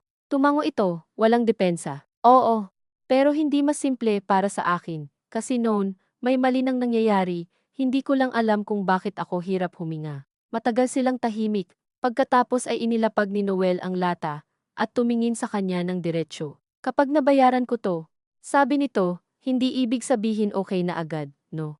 Naramdaman ni Liza na parang may dahan-dahang pumutol sa isang hibla sa loob niya. Hindi dahil sa sakit, kundi dahil sa wakas, may narinig siyang pangungusap na hindi ginagawang mekaniko ang sugat. Hindi, sabi niya, hindi nga, alam ko, hindi ko rin alam kung kailan. Hindi ko naman hinihingi na sabihin mo. Sa gabing iyon, wala pa ring yakap, ngunit nang humiga sila, mas maliit ang pagitan. Hindi iyon kapatawaran. Hindi rin pagbabalik, isa lamang itong pag-amin ng katawan na kahit ang sama ng loob ay napapagod ding magtayo ng sobrang laking distansya gabi-gabi. At marahil dahil mas maliit ang pagitan, lalo ring lumakas ang tunog ng mga bagay na hindi pa naaayos, ang utang na hindi pa ubos, ang pamilya ni Noel na maaaring muling mga ilangan. Ang lihim ni Liza tungkol sa envelope na naroon pa rin sa ilalim ng ilang piraso ng damit sa bag, ang ugali niyang magtabi ng hindi nagsasabi, na ngayon ay hindi na lamang simpleng pag-iingat kundi tugon sa natutunan niyang hindi sapat ang kabutihan ng isang tao para isuko mo ang lahat ng depensa mo. Sa unang linggo ng sumunod na buwan, sinamahan niya si Noel sa palengke. Matagal na silang hindi sabay na mamalengke. Maliit na bagay iyon, ngunit kapansin-pansin dahil sa mga nakaraang linggo para silang nagpapalitan ng oras sa bahay para mas kaunti ang kailangan nilang pag-usapan. Habang pumipili si Noel ng murang manok sa dulo, napansin ni Lisa na mas maingat na itong magtanong ng presyo, mas matagal magbilang ng sukli, mas hindi na basta kumukuha ng ekstrang kung ano. Nakakatuwang tingnan, ngunit masakit din. May mga pagbabago talagang mabuti ngunit may amoy parusa. Sa daan pa uwi, nadaanan nila ang maliit na tindahan sa kanto, kung saan dati bumibili si Noel ng gin at yelo kapag may saglit lang na inuman. Hindi ito tumingin doon, ngunit si Liza ay tumingin. Hindi niya sinasadya. Parang may bahagi ng sarili niyang gustong i-check kung may matitira pa bang anino. Pagdating sa bahay, habang hinihiwa niya ang manok, sinabi niya nang hindi tumitingin, minsan iniisip ko pa rin kung uulit ka. Sandaling tumigil ang pag-aayos ni Noel ng gulay. Araw-araw ko ring iniisip kung paano hindi. Hindi siya agad sumagot, narinig niya ang sariling buntong hininga. Hindi pareho yon, alam ko. Noon lamang niya napansing ito marahil ang bago sa kanila. Hindi na agad tumatakas si Noel sa mga linyang mahirap sagutin. Hindi nito laging naiaayos ang pakiramdam niya, pero hindi na rin palaging tinatabunan ng paliwanag. Nakakapagod pa rin. Ngunit may kakaibang ginhawa sa hindi na kinailangang habulin ang bawat totoo. Nang gabing iyon, bago sila matulog, inilabas ni Liza ang envelope mula sa bag at inilagay sa ibabaw ng mesa. Hindi niya sinabi agad kung ano iyon. Nakita ni Noel. Nakatayo lang ito malapit sa pinto, hinuhubad ang sinturon. Ano yan? Tanong nito. Ipon. Para saan? Para sa akin. Para sa bahay. Para sa araw na may biglang kailangan. Para sa araw na baka hindi na kita kayang paniwalaan. Hindi siya tumingin dito habang nagsasalita. Ayaw niyang makita agad ang tama ng mga salita niya sa mukha ni Noel, dahil baka siya rin ang manghina. Matagal bago sumagot ang lalaki. Karapatan mo yan. Nagulat siya ng bahagya. Hindi dahil sa mismong sagot, kundi dahil wala rito ang dati niyang inaasahang bahid ng sama ng loob. Hindi ako magpapaalam sa'yo tuwing magtatabi ako, dugtong niya. Pero hindi ko na rin itatago na may tinatabi ako. Sige, tumingin siya ngayon. Sige lang. Mas mahirap man sa ego ko, mas mabuti ng alam ko kaysa yung wala ka ng tiwala tapos hindi ko pa alam kung bakit. Halos matawa si Liza, ngunit hindi lumabas. Marahil iyon ang pinakamalapit sa paghingi ng tawad na kayang ibigay ni Noel sa bagong anyo. Hindi salita, kundi pagpayag na may mga bagay na hindi na babalik sa dati, at wala itong karapatang angkinin agad. Pinatay nila ang ilaw, makalipas ang ilang minuto. Sa dilim, narinig ni Liza ang hinga ni Noel, hindi pa tulog, at ang tricycle sa labas na minsan-minsang humihinto sa tapat bago umandar muli.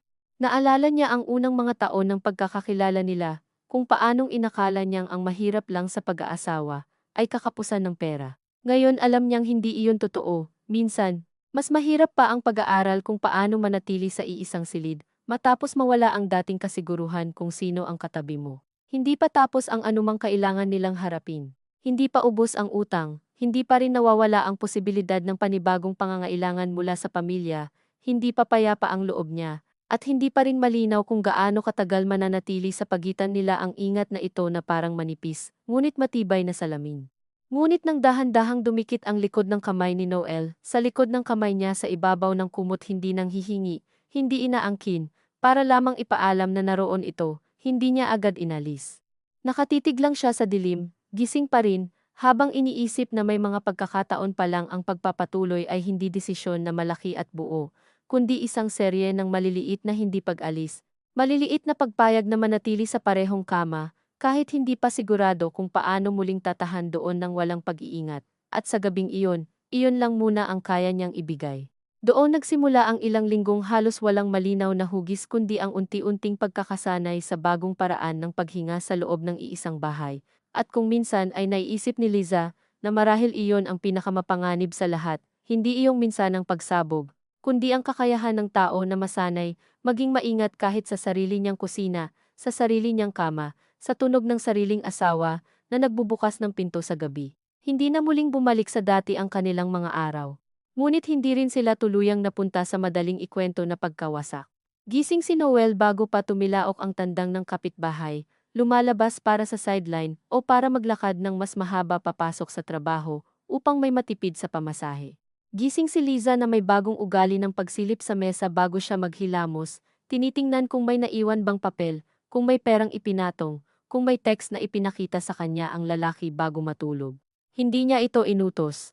Si Noel na mismo ang naglalatag ng mga bagay, hindi bilang malaking palabas ng katapatan, kundi tila bilang pag-amin na wala na siyang karapatang humingi ng panibagong tiwalang walang kasamang trabaho. Sa unang mga araw, ikinagulat pa ni Liza ang sarili sa ilang maliliit na pagluwag ng dibdib, kapag may naiwan itong 50 sa ibabaw ng lalagyan ng asin at sinasabing galing sa natipid sa Yossi, dahil hindi na siya bumili. Kapag kusang ipinapakita ang chat ni Bong na, sige pare.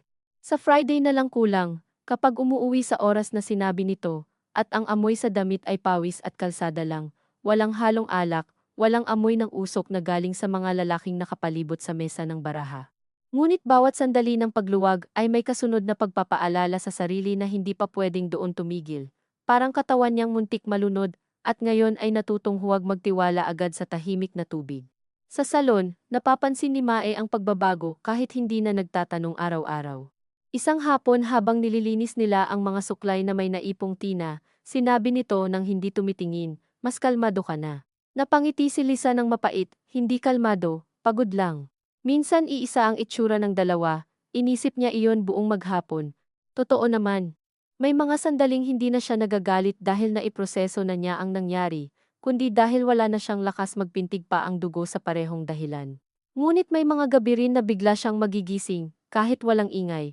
At sa isang iglap ay babalik ang matandang pakiramdam na may kung anong hindi niya alam na baka ang lalaking katabi niya ay muli na namang may iniingatang butas sa sahig at siya na naman ang huling makakaalam. Kapag ganoon, pinipikit niya ang mga mata at pinipilit makinig sa hinga ni Noel sa ritmo nitong pagod at diretsyo. Kapag humahaba ang pagitan ng bawat hinga, alam niyang tulog talaga ito. Kapag hindi, alam niyang gising din ang lalaki at marahil ay may sarili ring iniisip na hindi masabing buo. Wala sa kanilang dalawa ang kusang bumubuo ng pag-uusap sa madaling araw. Hindi dahil wala nang dapat pag-usapan, kundi dahil natutunan nilang may mga oras na ang isip ay mas madilim kaysa kapakipakinabang. Pagkatapos ng ilang linggo, dumating ang araw na may maliit ngunit mabigat na pag-usad. Tinawagan ni Bong si Noel habang naghahapunan sila. Hindi agad sinagot ng lalaki. Nasa mesa ang lumang adobo na ininit lang, at halos malabnaw na sa kakaulit, may 2 pirasong kangkong sa gilid ng plato ni Liza. Tumunog ulit ang telepono. Tumingin si Noel kay Liza bago ito inabot, hindi para humingi ng permiso, kundi para ipaalam na hindi na niya ito itatago sa pagpasok ng banyo o paglabas sa eskinita. Sagot mo, sabi ni Liza, kahit hindi naman niya kailangang sabihin. Pinindot ni Noel ang green button at inilagay sa speaker dahil parehong may mantika ang mga kamay nila. Malamig ang boses ni Bong, hindi sigaw, hindi pananakot, pero may uri ng kumpiyansa ng taong sanay nang habulin ang pera ng iba nang hindi kailangang magtaas ng tono. Pare, yung sa susunod na linggo, kaya mo bang dagdagan? Ang tagal ng galaw, napatingin si Noel sa mesa, susubukan ko. Hindi pwedeng susubukan lang, ikaw tong nanghiram. O, alam ko, hindi ako bangko. Wala namang bago sa salitang iyon, ngunit habang naririnig ni Liza ang usapan na hindi na lamang pira-pirasong kwento kundi aktual na himig ng utang, may kakaibang pagkapaso sa sikmura niya. Hindi siya ang sinisingil, pero dama niya ang liit na ipinaparanas ng tawag sa asawa niya, at kasabay noon, may isa pang damdaming halos ikinahiya niya, isang maliit na awa. Hindi sa kahulugan ng pagbura sa ginawa ni Noel, kundi sa simpleng katotohanang may mga lalaki talagang tinuruan na ang halaga nila ay nasa kakayahan nilang hindi mapahiya, kaya kapag nahiya na sila, kung ano-anong katangahan ang kayang ipilit para lamang mabawi iyon. May ibibigay ako sa Friday, sabi ni Noel sa huli. Ayusin mo, sagot ni Bong at pinatay ang tawag. Ilang segundo walang nagsalita. Ang adobo ay mas maalat kaysa dapat, ngunit pareho silang kumain pa rin. Ilang linggo pa. Tanong ni Liza. Kung di mababawasan ang kita ko, mga 2 o 3 buwan pa. Tumango siya, pagkatapos ay pinunasan ang gilid ng plato gamit ang hinlalaki. Ayusin natin ang budget. Napatingin sa kanya si Noel. Wala roong tuwa, wala ring ginhawa. Mas parang hindi ito sigurado kung narinig ba niya ng tama. Hindi ibig sabihin noon, dugtong agad ni Liza, na ako ang sasalo. Ibig sabihin lang, gusto kong alam ko ng maaga kaysa nagugulat tayo sa dulo. Oo. At huwag mong iisipin na dahil tumutulong akong ayusin, okay na.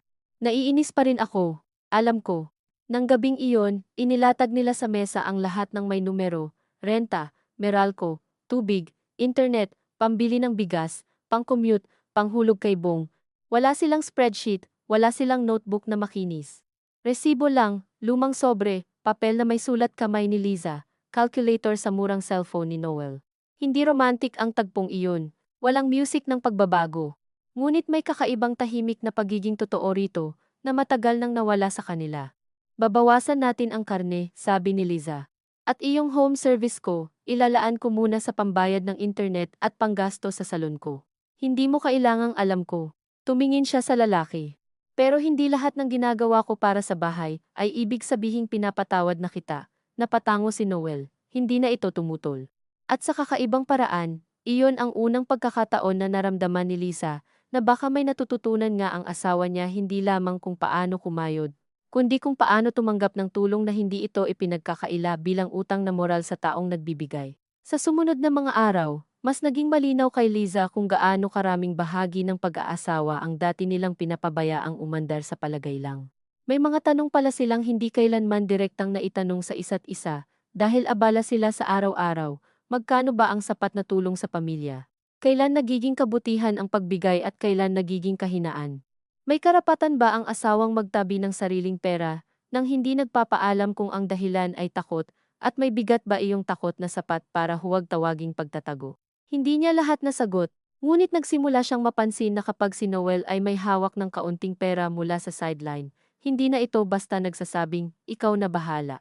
Itinatabi nito sa harap niya, hinahati, nagtatanong, minsan mali ang pagtutuos, ngunit malinaw na kasama siya sa pagdedesisyon. Ang simpleng kilos na iyon ang pagtatanong ay mas malaki ang naitulong sa dibdib niya kaysa sa ilang daang iniabot nito. Sapagkat ang totoong nasira noon ay hindi lamang budget kundi ang pakiramdam na pareho silang nakapaloob sa iisang katotohanan.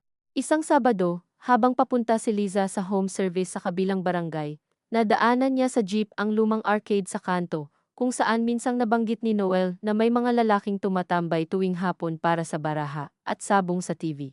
Hindi naman iyon eksaktong lugar na sinabi nitong pinupuntahan noon, ngunit sapat na ang anumang kahawig para kumirot ang alaala.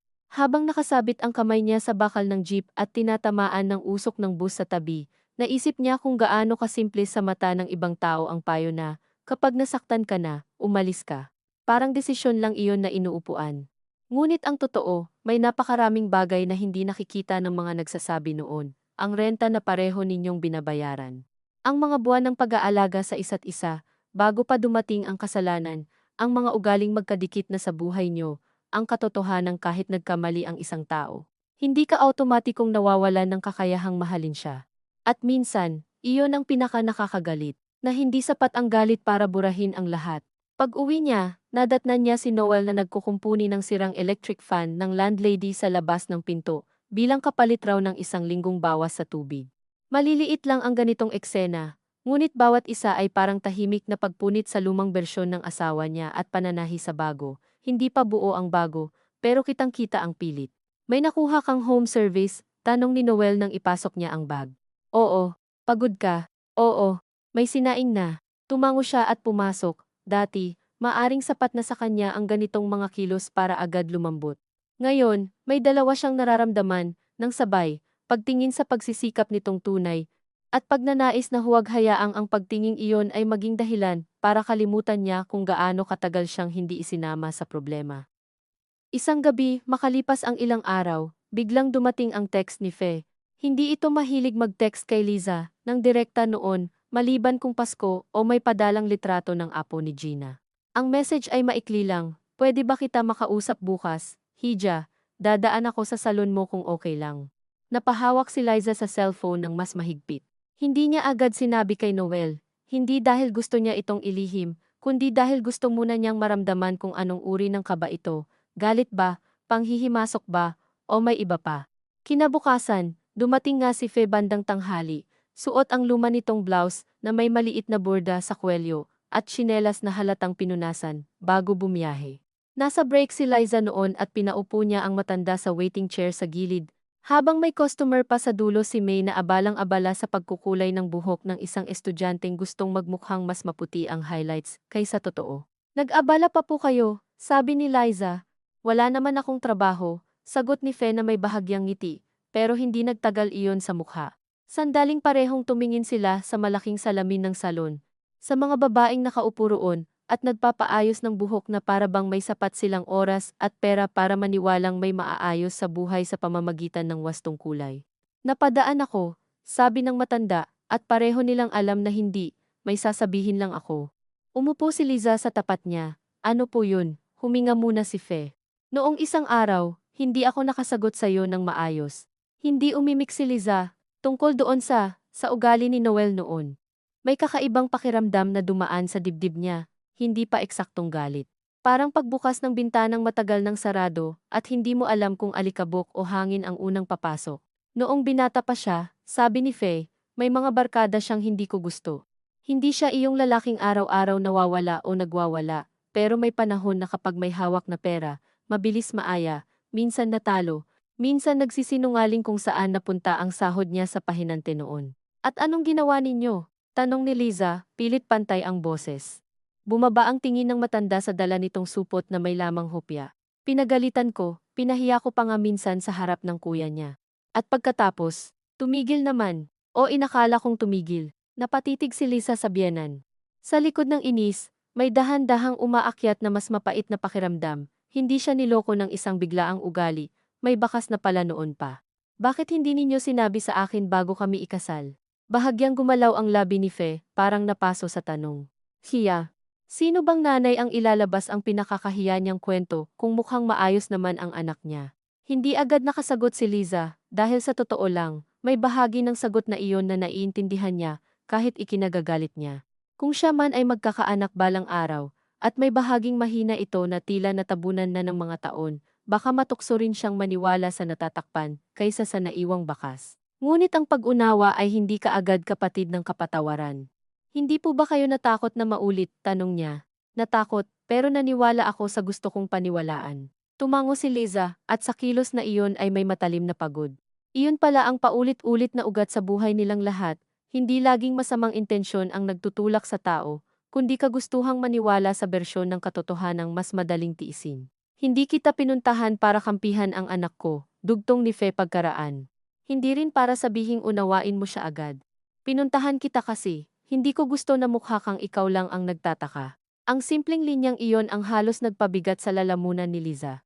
Hindi dahil nabura ang sama ng loob niya sa matanda, kundi dahil sa wakas ay may isang taong mula sa panig ni Noel ang nagsabing may bigat nga ang pagkagulat niya, na hindi siya nag-iinarte, hindi siya malamig lang, hindi siya basta asawang ayaw tumulong. Salamat po, sabi niya, at kahit iyon ay lumabas ng halos walang tunog.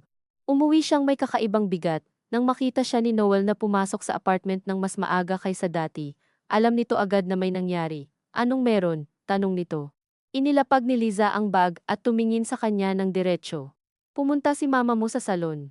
Namutla si Noel ng kaunti. Bakit? Para sabihin na hindi bago sa kanya ang nangyari. Napatayo si Noel mula sa upuan. Ilang segundong wala itong masabi. Pagkatapos ay napailing. Hindi galit kay Liza, kundi sa kung anong matagal nang ayaw makita sa sarili. Akala ko talaga tapos na yun noon, sabi nito, mahina. Noel, hindi ko siya sinabihang pumunta sa'yo, hindi iyon ang punto. Naupo siya at dahan-dahang hinubad ang sandals. Ang punto, may bahagi ka palang matagal nang kilala ng mga tao sa bahay niyo, bahaging hindi mo man siguro sinasadyang dalhin sa pag-aasawa natin, pero dinala mo pa rin.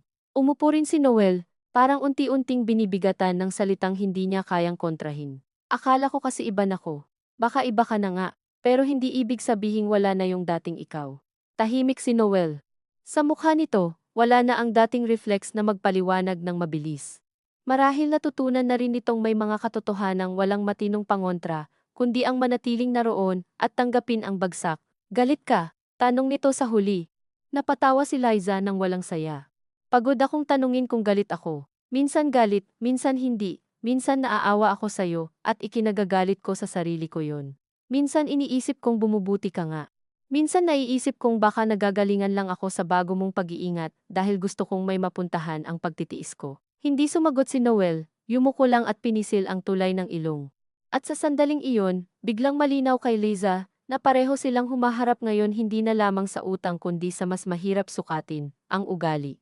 Ang pera kayang bilangin, hulugan, tapusin, pero ang ugaling minsang natulog lang at nagising ulit, paano iyon tinitiyak? Walang resibo para roon. Walang petsa ng hulog. Mula noon, bahagyang nagbago ang tingin niya sa bawat mabuting kilos ni Noel. Hindi naman ito lumiit, pero nagkaroon ito ng bagong anino. Kapag umuuwi itong may dalang resibo ng hulog kay Bong, nakikita rin niya sa tabi noon ang kabataang lalaki, na marahil minsang umuuwi sa bahay ni Fe, na kulang ang sahod, at may maduming dahilan. Kapag pinupunasan nito ang mesa, bago siya umuwi, nakikita rin niya ang posibilidad na matagal nang marunong ang asawang ayusin ang ibabaw ng mga bagay, habang may sira pa sa ilalim. Hindi makatarungan marahil, ngunit totoo, at dahil totoo, lalo siyang pinapagod. Sa isang banda, gusto niyang maging patas sa kasalukuyang pagsisikap ng lalaki. Sa kabilang banda, pakiramdam niya minsan, ang sobrang bilis ng pagluwag ay pagtataksil sa sariling takot na tumulong sa kanyang mabuhay noong wala pa siyang buong alam. Isang gabi, habang nagbibilang sila ng natitira para sa susunod na linggo, biglang sinabi ni Noel, pag natapos na, gusto ko sanang humiwalay tayo ng tirahan sa side nila mama. Kahit malayo ng kaunti. Napatingin si Liza. Hindi bago ang ideya ng distance, matagal na niya iyong iniisip sa sarili, ngunit ito ang unang beses na si Noel ang nagbanggit. Bakit? Tanong niya. Kasi kahit hindi sila humingi, parang lagi akong handang mauna sa abot, parang muscle na hindi marunong huminto. Natahimik siya, ang totoo, gusto niyang marinig iyon noon pa, ngunit dahil ngayon lang dumating, hindi niya alam kung paano ito tatanggapin ng hindi nagmimistulang gantimpala. Madali sabihin yan habang may sakit pa ang hiya mo. Sabi niya, iba kapag nakaalpas ka na ng kaunti. Tumango si Noel, kaya nga hindi ko sinasabing gagawin na agad. Sinasabi ko lang na gusto kong isipin natin. Naging tahimik ulit sila. Sa labas, may batang sumisigaw sa habulan at may radyo ang kapitbahay na tumutugtog ng lumang kantang pag-ibig na masyadong masaya para sa loob ng apartment nila. Ngunit may naiwan sa isip ni Liza ang sinabi ni Noel. Hindi pa pangako, hindi pa plano. Pero marahil iyon ang kauna-unahang pag-amin ng lalaki na may papel din ang pagkakadikit nito sa pamilya sa lahat ng nangyari. At hindi sapat ang simpleng mabait lang ako para ipaliwanag ang mga desisyong sumira sa kanila. Pagsapit ng susunod na buwan, mas lumiit ang utang. Hindi pa ito tapos, pero ramdam na ang nabawas. Dapat sana'y guminhawa si Liza roon, at may bahagi sa kanya na oo, ngunit may isa ring bahaging lalong naging malungkot. Sapagkat habang papalapit ang dulo ng hulog, papalapit din ang tanong na matagal niyang kayang ipagpaliban hanggat may malinaw pang krisis. Kapag nawala na ang agarang problema, ano na ang matitira sa kanilang dalawa? Mas madali kasing mabuhay minsan sa gitna ng sunog. Alam mo ang gagawin magbuhat, magbuhos, tumawag, tumakbo. Mas mahirap kapag umuusok na lang ang abo at kailangan mo ng pagmasdan ang nasunog na pader nang hindi ka naabala. Nagsimula niya itong maramdaman, lalo na sa mga gabing halos maayos na uli ang lahat sa panlabas na anyo. Kumakain sila ng tahimik pero hindi na mabigat. Minsan nagbibiro si Noel tungkol sa customer ni Liza na paulit-ulit nagpapakulay pero ayaw namang sundin ang aftercare. Minsan si Liza ay natatawa ng kusa at sa mismong sandali ng pagtawa ay may kurot agad na kasunod na para bang pinapaalalahanan niya ang sarili na huwag masyadong kampante sa sarili niyang kakayahang bumalik sa dati. Isang Martes ng gabi, habang nakahiga sila at bukas pa ang electric fan sa paang pakanan pakaliwa, sinabi ni Noel, pwede ba kitang tanungin ng totoo? Hindi sumagot agad si Liza. Ano? Kapag natapos ko na to, may tsansa pa ba? Matagal siyang hindi nagsalita. Hindi dahil gusto niyang pahirapan ito, kundi dahil sa unang pagkakataon, malinaw na malinaw sa kanya na wala siyang handang sagot. Hindi mapaglarong tanong iyon, hindi rin desperadong pagpapaawa. Tahimik lang. At marahil dahil doon, mas mabigat, hindi ko alam, sabi niya sa wakas, ayokong magsinungaling sayo, narinig niya ang mahinang paghinga ni Noel sa dilim. Mas gusto ko yan kaysa umasa sa hindi mo sigurado. Pumikit si Liza, minsan pakiramdam ko may tsansa, minsan pakiramdam ko kahit anong gawin mo, may bahagi sa akin na iba na. Alam ko, hindi mo rin alam ng buo, kasi ako ring hindi ko alam ng buo. Nagtagal ang katahimikan pagkatapos noon. Ngunit hindi ito kasing sakit ng inaasahan niya. Marahil dahil sa unang beses, ang kawalan ng kasiguruhan ay hindi ginawang kaaway na kailangang talunin agad. Inilapag lang nila sa pagitan nila, pinangalanan, at parehong hindi tinakasan. Sa dulo ng buwan, nang maibigay ni Noel ang pinakamalaking hulog niya kay Bong mula nang magsimula ang lahat, hindi sila nagdiwang, umuwi itong pagod, inilatag ang resibo sa mesa, at naupo lang. 2 hulog pa, sabi nito. Mabuti, sagot ni Liza. Hindi iyon kulang. Iyon lang talaga ang kaya niyang sabihin ng tapat. Habang nagluluto siya ng sardinas na may miswa, bigla niyang naisip ang lata ng biskwit.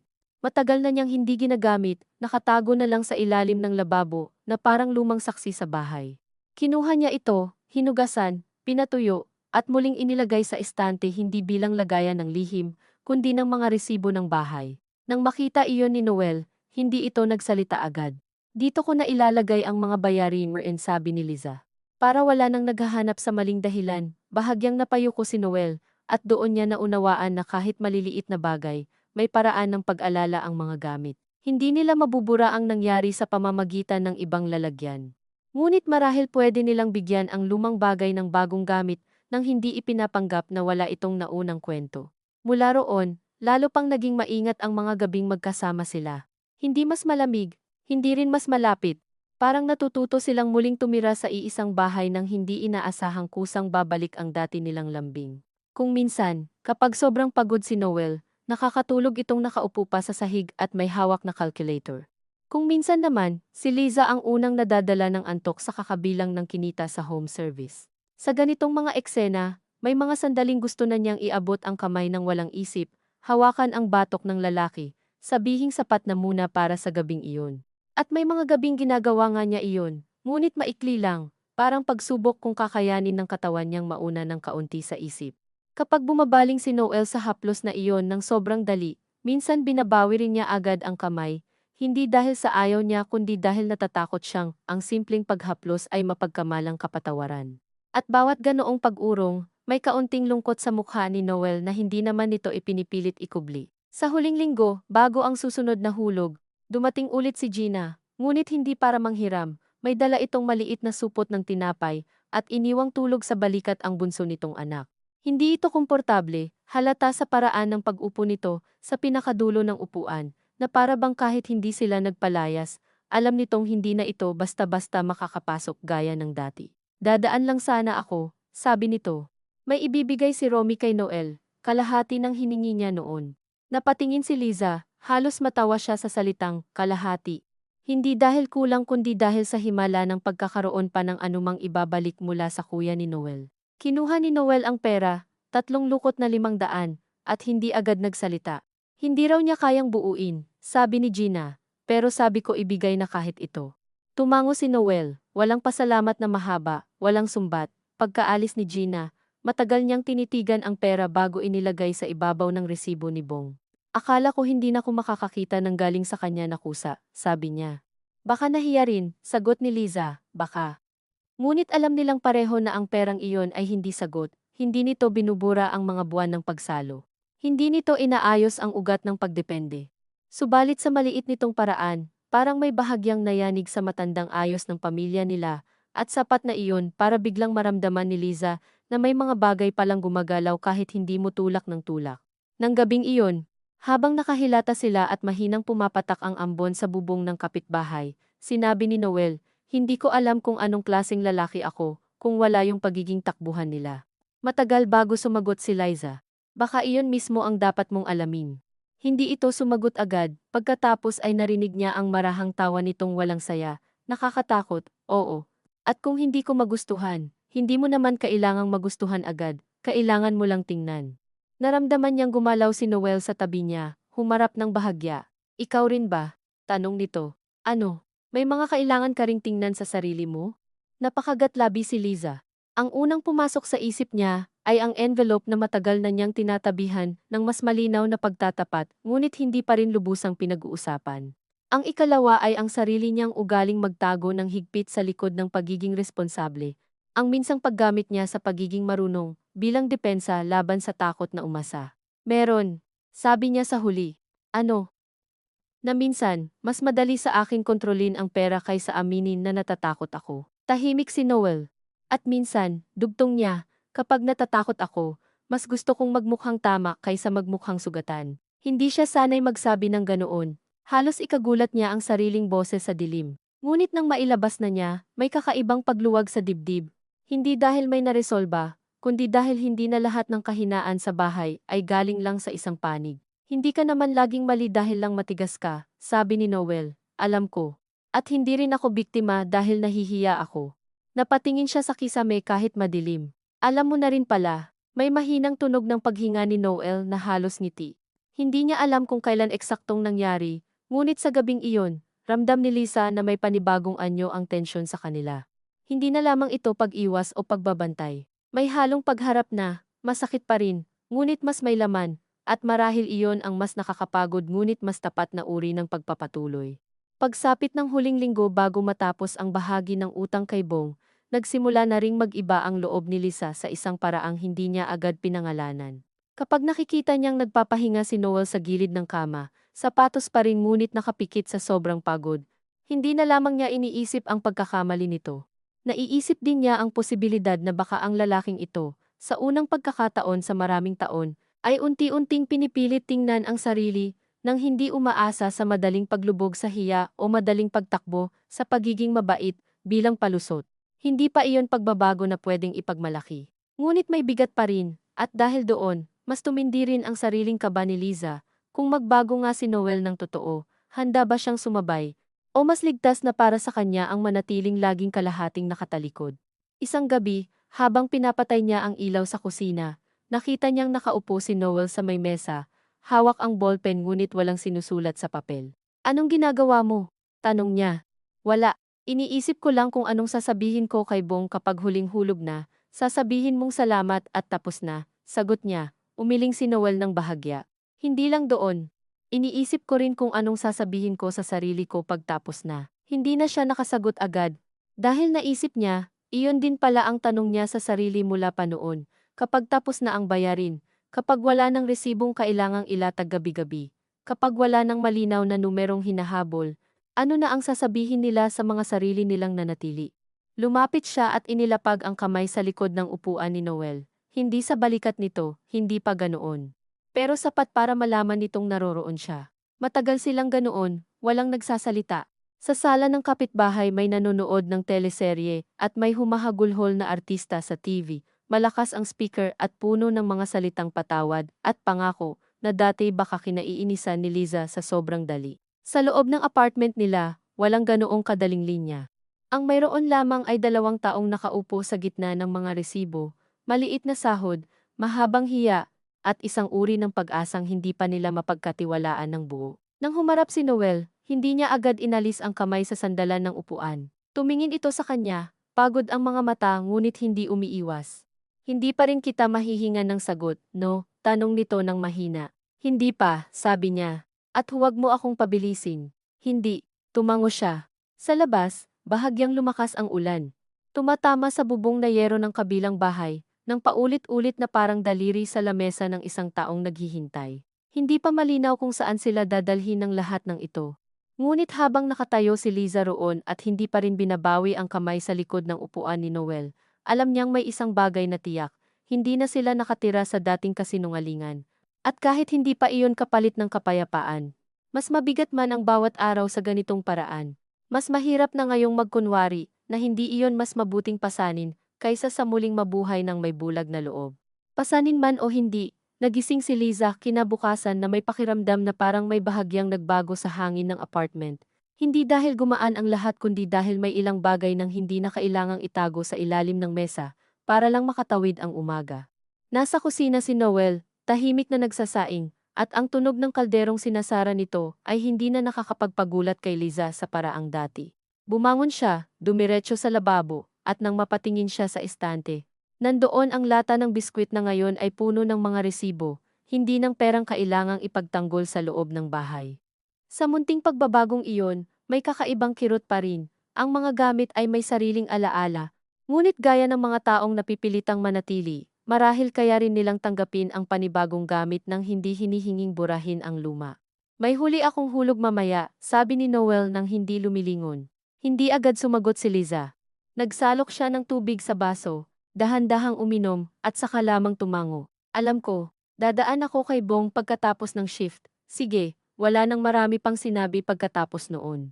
Ngunit buong umaga, kahit nasa salon na siya, at abala sa pangkulot ng buhok ng isang babaeng ikakasal daw ang pamangkin, paulit-ulit bumalik sa isip niya ang simpleng pangungusap na iyon. May huli akong hulog mamaya.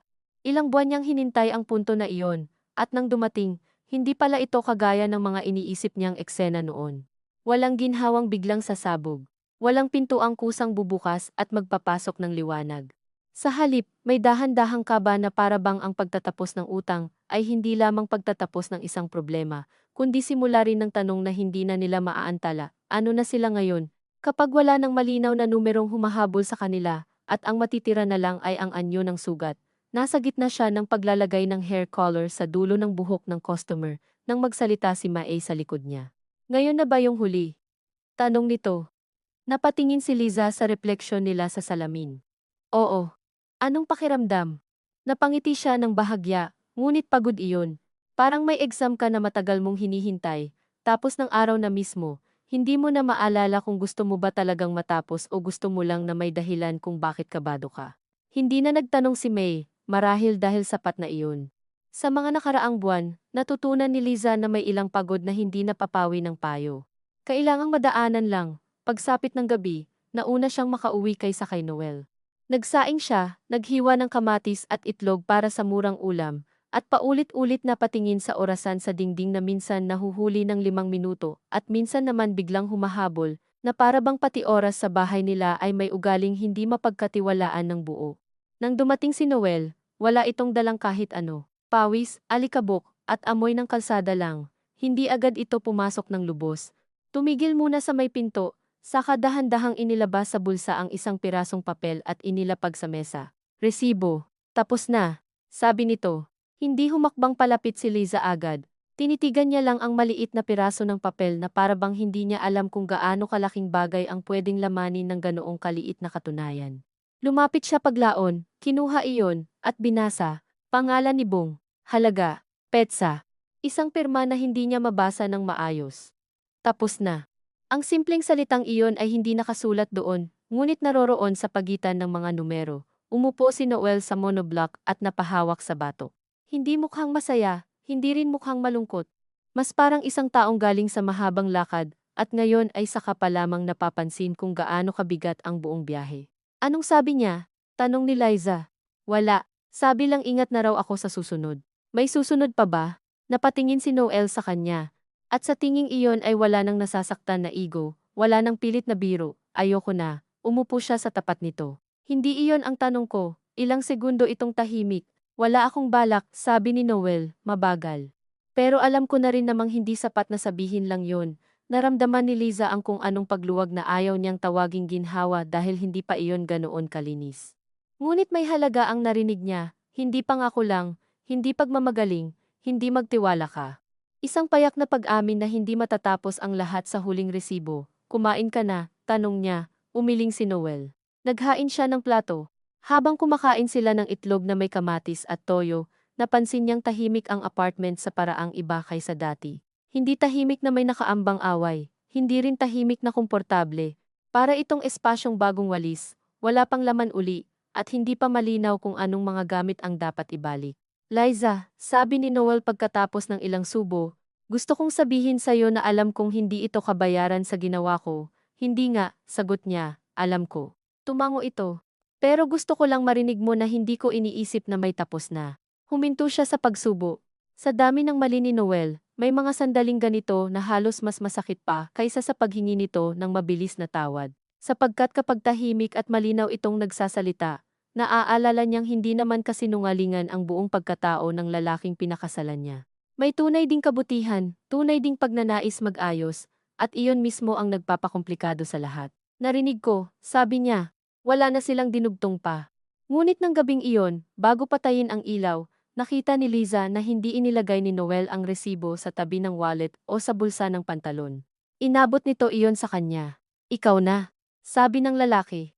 Tinanggap niya at dinala iyon sa lata ng biskwit, isiniksik sa pagitan ng Meralco at hulog sa renta, at habang ginagawa iyon, ay naisip niyang may mga ebidensyang hindi mo itinatago para maalala ang pera kundi para maalala ang presyo ng isang aral. Sa mga sumunod na araw, sa kanya naramdaman ang tunay na bigat ng pagkakatapos. Wala nang tawag ni Bong. Wala nang hulog na kailangang ipagtabi kada linggo. Wala nang resibong inaabangan. Ngunit hindi rin automatikong nawala ang ugaling magbantay. Isang beses, nang mahuli si Noel ng 20 minuto sa pag-uwi dahil nagkaaberya raw sa bodega, naramdaman agad ni Lisa ang lumang sikip sa dibdib, iyong parang may malamig na kamay na humihila pababa sa sikmura niya. Hindi siya proud sa sarili nang naramdaman iyon. Ngunit higit sa hiya, ang nangingibabaw ay ang pagkabiglang kahit wala na ang utang, naroon pa rin ang reflex ng katawan niya. Pagdating ni Noel, pinagmasdan niya ang mukha nito, ang pawis sa leeg, ang bahid ng dumi sa manggas, totoo naman ang itsura ng pagod. Ngunit may maliit pa ring bahagi sa kanya na gustong amuyin kung may alak, gustong silipin ang phone, gustong magtanong ng sunod-sunod. Traffic, sabi ni Noel bago pa siya makapagsalita. May nahulog na truck sa may C5. Tumango si Liza. Kumilos siya pabalik sa kalan, ngunit daman niyang may bigat ang balikat niya. Iniisip mo pa rin, no? Tanong ni Noel pagkaraan. Hindi agad siya sumagot. Minsan, kapag nahuhuli ako. Minsan kahit hindi ka nahuhuli. Tahimik si Noel. Pagkatapos ay narinig niya ang marahang pagsandal nito sa dingding. Masakit marinig, sabi nito, pero mas masakit yata kung magpapanggap tayong hindi totoo. Napapikit si Liza. Sa sandaling iyon, may maikling pasasalamat siyang naramdaman, hindi dahil sa sakit na naibsan, kundi dahil hindi na niya kailangang akuin mag-isa ang hiya ng pagiging hindi pa nakakausad ng ganap. Hindi ko gustong maging gano, sabi niya. Alam ko, sagot nito. Hindi ko rin gustong ikaw yung naging ganon dahil sa akin. Nang sumunod na linggo, pumunta sila sa palengke ng magkasama. Mainit ang umaga, Amoy isda at basang sako ang hangin, at masikip sa pagitan ng mga tindahang may sumisigaw ng presyo ng manok at gulay. Dati, ang ganitong mga lakad ang isa sa pinakasimpleng anyo ng pagiging mag-asawa para kay Lisa magkatabing nagbubuhat ng bayong, nagtatalo ng kaunti kung mahal ang kamatis sa kabila. Tumatawa sa sukli ng tindera na laging kulang ng piso. Ngayon, habang kasabay niya si Noel sa pagitan ng mga tao, napapansin niyang may bahagya pa ring pag-iingat sa kilos nila, na para bang hindi pa nila ganap kilala ang bagong ayos ng kanilang pagtabi sa isa't isa. Ngunit may mga sandali ring kusang nangyayari ang mga lumang bagay. Inabutan siya ni Noel ng plastik nang hindi siya tumitingin. Kinuha niya iyon ng walang isip.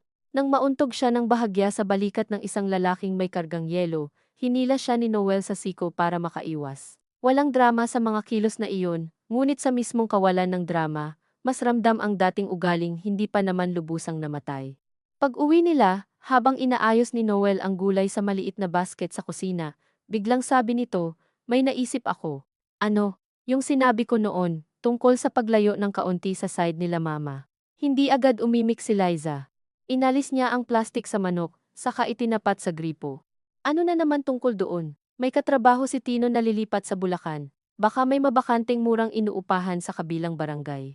Mas malayo sa bahay nila mama, mas malapit din sa salon mo kaysa dito ng konti. Pinatay niya ang gripo at tumingin dito. Titingin ka. Hindi pa ako nangako. Naisip ko lang tingnan. Tahimik siyang bumalik sa paghuhugas. Ang totoo, ito ang uri ng balitang dati gustong-gusto niyang marinig. Distansya. Bagong umpisa. Mas maliit na tsansang maging unang takbuhan si Noel tuwing may problema sa pamilya nito. Ngunit ngayong narinig niya iyon, hindi pala agad sumunod ang saya. May duda pa ring nakadikit, at higit doon, may kakaibang lungkot, na para bang kailangan pa nilang dumaan sa ganito bago mabuo sa asawa niya ang pagnanais na maglagay ng hangganan. Ayokong lumipat para lang tumakas, sabi ni Liza. Hindi rin, sagot ni Noel. Gusto kong subukan kung paano mabuhay nang hindi laging nakatingin sa direksyong pwedeng humingi sa atin. Naramdaman niya ang pagbigat ng tubig sa kamay niyang may hawak sa manok. Totoo ang sinasabi nito. At marahil iyon ang dahilan kung bakit hindi niya agad pinutol. Tingnan muna natin, sabi niya sa huli. Huwag nating gawing pangako agad. Oo. Ilang araw matapos iyon, dumating ulit si Fe. Ngunit ngayong pagkakataon ay hindi para magdala ng pahiwatig o alamin ang budget. May dala itong maliit na lalagyan ng ginataang bilo-bilo at sinabi lamang na napaluto raw siya ng marami. Nang tanggapin ni Liza ang lalagyan, napansin niyang mas maingat ang biyenan sa paraan ng pagtayo sa may pintuan, na para bang alam nitong wala na ito sa panahon ng malayang pagpasok-labas. Salamat po, sabi niya. Tumango si Fe. Nabalitaan kong tapos na raw yung Kai, doon sa inutangan. Hindi na nagtaka si Liza kung paanong nakakarating pa rin ang impormasyon sa mga kamag-anak. Sa mga pamilyang ganoon, ang balita ay parang usok, nakakahanap lagi ng siwang. Oo, sagot niya. Tapos na. Inilipat-lipat ng matanda ang bigat ng katawan sa tsinelas nito, mabuti, tahimik. Pagkatapos ay marahan itong nagsabi, hindi ako naparito para manghingi, Hija. Baka lang akala mo, hindi po, mabilis na sagot ni Liza, at doon niya naramdaman ang kakaibang pinaghalo ng awa at pagod. Marahil totoo nga, hindi ito naparito para manghingi, ngunit hindi rin iyon nangangahulugang wala ng mahabang alaala ang katawan ni Liza sa mga pamilyar na senyales ng pangangailangan. Nang umalis si Fe, may naiwang katahimikan sa pinto. Anong pakiramdam mo sa kanya? Tanong ni Noel mamaya, matapos niyang sabihin ang pagdalaw. Napaisip si Liza. Pagod pa rin ako, sabi niya, pero iba na rin. Mas okay. Hindi ko alam kung okay. Siguro, mas tao. Tumingin si Noel sa kanya. Nag-iintay ng paliwanag ngunit hindi nagmamadali. Noong una, dugtong niya, parang nakikita ko lang siya bilang nanay mong lagi kang hinihila pabalik sa pagiging responsibilidad ng buong angkan niyo. Ngayon, nakikita ko rin yung takot niya. Na gusto niyang may masasandalan siya, na ayaw rin niyang humarap sa posibilidad na hindi ka laging maliligtas sa ugali mo. Hindi ibig sabihing wala siyang mali. Mas kita ko lang na hindi simpleng kontrabida. Dahan-dahang tumango si Noel. Ganon din si Mama, sabi niya.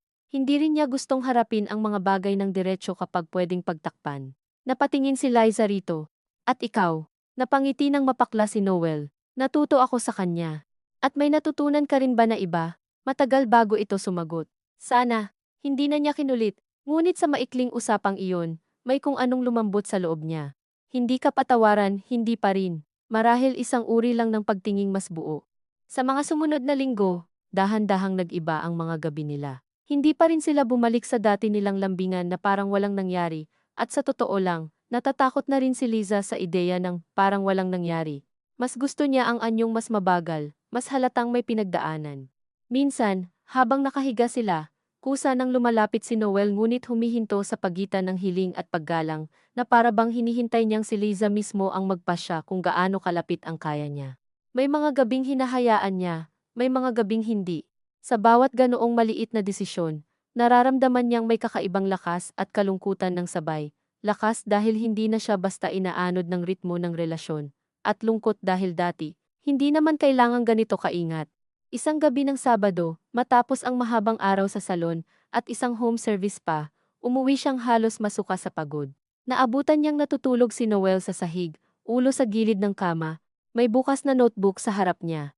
Hindi na calculator ang gamit ngayon, kundi simpleng pahina ng papel na may mga bilang at listahan, renta, grocery, possible lipat, pang-down. Hindi niya agad ginising. Umupo siya sa gilid ng kama at tinitigan ang notebook. Hindi naman ito lihim malinaw na inilapag sa bukas. Ngunit sa paningin niya roon, may dumating na kakaibang hapdi. Sa mga nakaraang buwan, maraming beses niyang pinanood ang lalaki habang nagsisikap, nagpapakahirap, inaayos ang ibabaw at ilalim ng buhay nila. Ngunit sa gabing iyon, sa simpleng notebook na may maburang sulat kamay, sa kanya naramdaman ng buo ang presyo ng lahat, hindi lamang ang utang na nabayaran, kundi ang anyo ng lalaki ngayon ay nag-aaral ng muli kung paano maging asawa ng hindi nakasandal sa lumang gawin ng pagtatago at mabilis na pag-asang maaayos din. Nang magising si Noel, agad itong umayos. Nakauwi ka na? Oo. Itinuro niya ang notebook. Talagang iniisip mo to. Sumunod ang tingin nito sa pahina. Oo. Pero hindi ko naman sinasabing dapat na agad. Kinuha niya ang notebook at binuklat. Wala namang detalyadong plano, puro tanong lang. Murang upa sa kabilang barangay. Bawas pamasahe ni Liza. Mas mahal ng kaunti para kay Noel. Bakit walang nakasulat na kung gusto ko ba? Tanong niya ng bahagyang may biro, ngunit hindi lubos. Nag-angat ng tingin si Noel. Kasi hindi ko alam kung paano isulat ang gusto mo nang hindi kitang inuunahan. Natahimik siya. Kung dati, marahil iisnabin niya lang ang sagot na iyon bilang maganda pakinggan.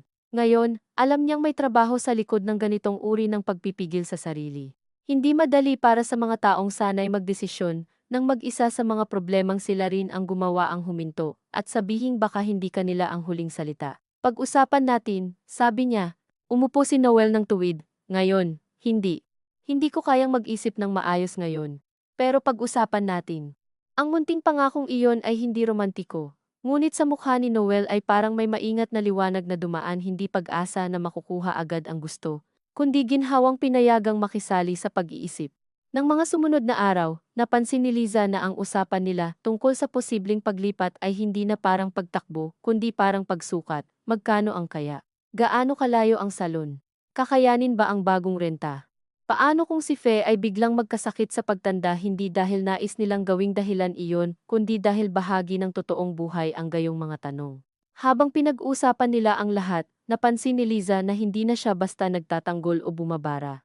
Nakikinig na rin siya, at marahil iyon ang isa sa pinakamahihirap aminin sa sarili, na sa dahan-dahang pagbubukas muli sa praktikal na mga plano kasama si Noel. May kasamang maliit na pag-amin, na baka gusto niya pa ring may kinabukasan silang pag-uusapan. Hindi grandeng kinabukasan, hindi iyong malinis at buo. Ngunit kahit isang mesa man lang sa ibang inuupahan, ibang ruta, ibang pagkakataong matutong hindi laging may aninong kamag-anak sa kanto. Isang hapon, habang pabalik siya mula sa salon at nakasakay sa jeep, na halos kalahating upuan lang ang natira para sa kanya. Napansin niyang hindi na niya sinusuri ang bawat delay ni Noel sa parehong antas ng takot.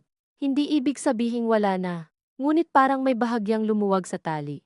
Doon niya unang pinayagan ang sarili na tanungin kung posible bang ang tiwala ay hindi bumabalik bilang isang buo at malinis na bagay, kundi bilang sunod-sunod na maliliit na desisyong huwag nang laging isipin ang pinakamasama. Hindi pa siya handang sabihin iyon kay Noel. Baka sa mismong pagsabi ay matakot siya. Ngunit sa sarili niya, inamin niyang may ilang piraso nang ang unti-unting nakakabalik, hindi sa dati nitong hugis kundi sa bagong anyong mas mabagal at mas mapanuri. Isang gabi, matapos nilang maghapunan ng simpleng ginisang repolyo at tirang isda, Biglang nagsalita si Noel habang naghuhugas ng plato. Liza, ano? Salamat. Hindi siya agad lumingon. Para saan? Sa hindi pag-alis agad, kahit may mga araw na siguro dapat umalis ka na lang. Huminto siya sa pagpupunas ng mesa. Ang ganitong uri ng pasasalamat ay mas delikado kaysa sa pangkaraniwang sorry, dahil mas madaling pumasok sa puso kung saan ka mahina. Huwag mong gawing utang na loob ko ang pananatili, sabi niya ng dahan-dahan, agad namang tumango si Noel.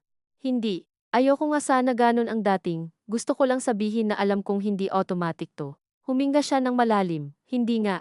At kahit manatili ka, hindi ibig sabihin wala na akong babantayan sa sarili ko. Sa wakas, lumingon siya. Basa pa ang mga kamay ni Noel, may bula ng sabon sa pulso. Sa simpleng tanawing iyon, may kung anong nakakatawa at nakakalungkot ang malalaking katotohanang pinagdaanan nila ay dumarating minsan habang may bula sa kamay at nakaharap sa lababo. Mabuti kung alam mo, sabi niya, kasi pagod na kong maging bantay ng lahat, tumango uli ito, ayoko na ring ipaubaya sa'yo yun. Sa gabing iyon, mas maikli ang pagitan sa paghiga nila, hindi niya iyon sinukat ng sadya. Ngunit naramdaman niya nang bahagyang dumikit ang braso ni Noel sa braso niya, at hindi agad siya umatras. Nakatitig siya sa kisame, habang iniisip na marahil ganito talaga ang mga pagtatapos, na hindi perpekto, hindi may tunog ng kampana, o mararangyang pangako. Kundi may mga simpleng gabing bigla mong napapansin na hindi na kasing tigas ang buong katawan mo sa tabi ng taong minsang naging sentro ng iyong takot. Hindi ibig sabihing nawala ang nangyari.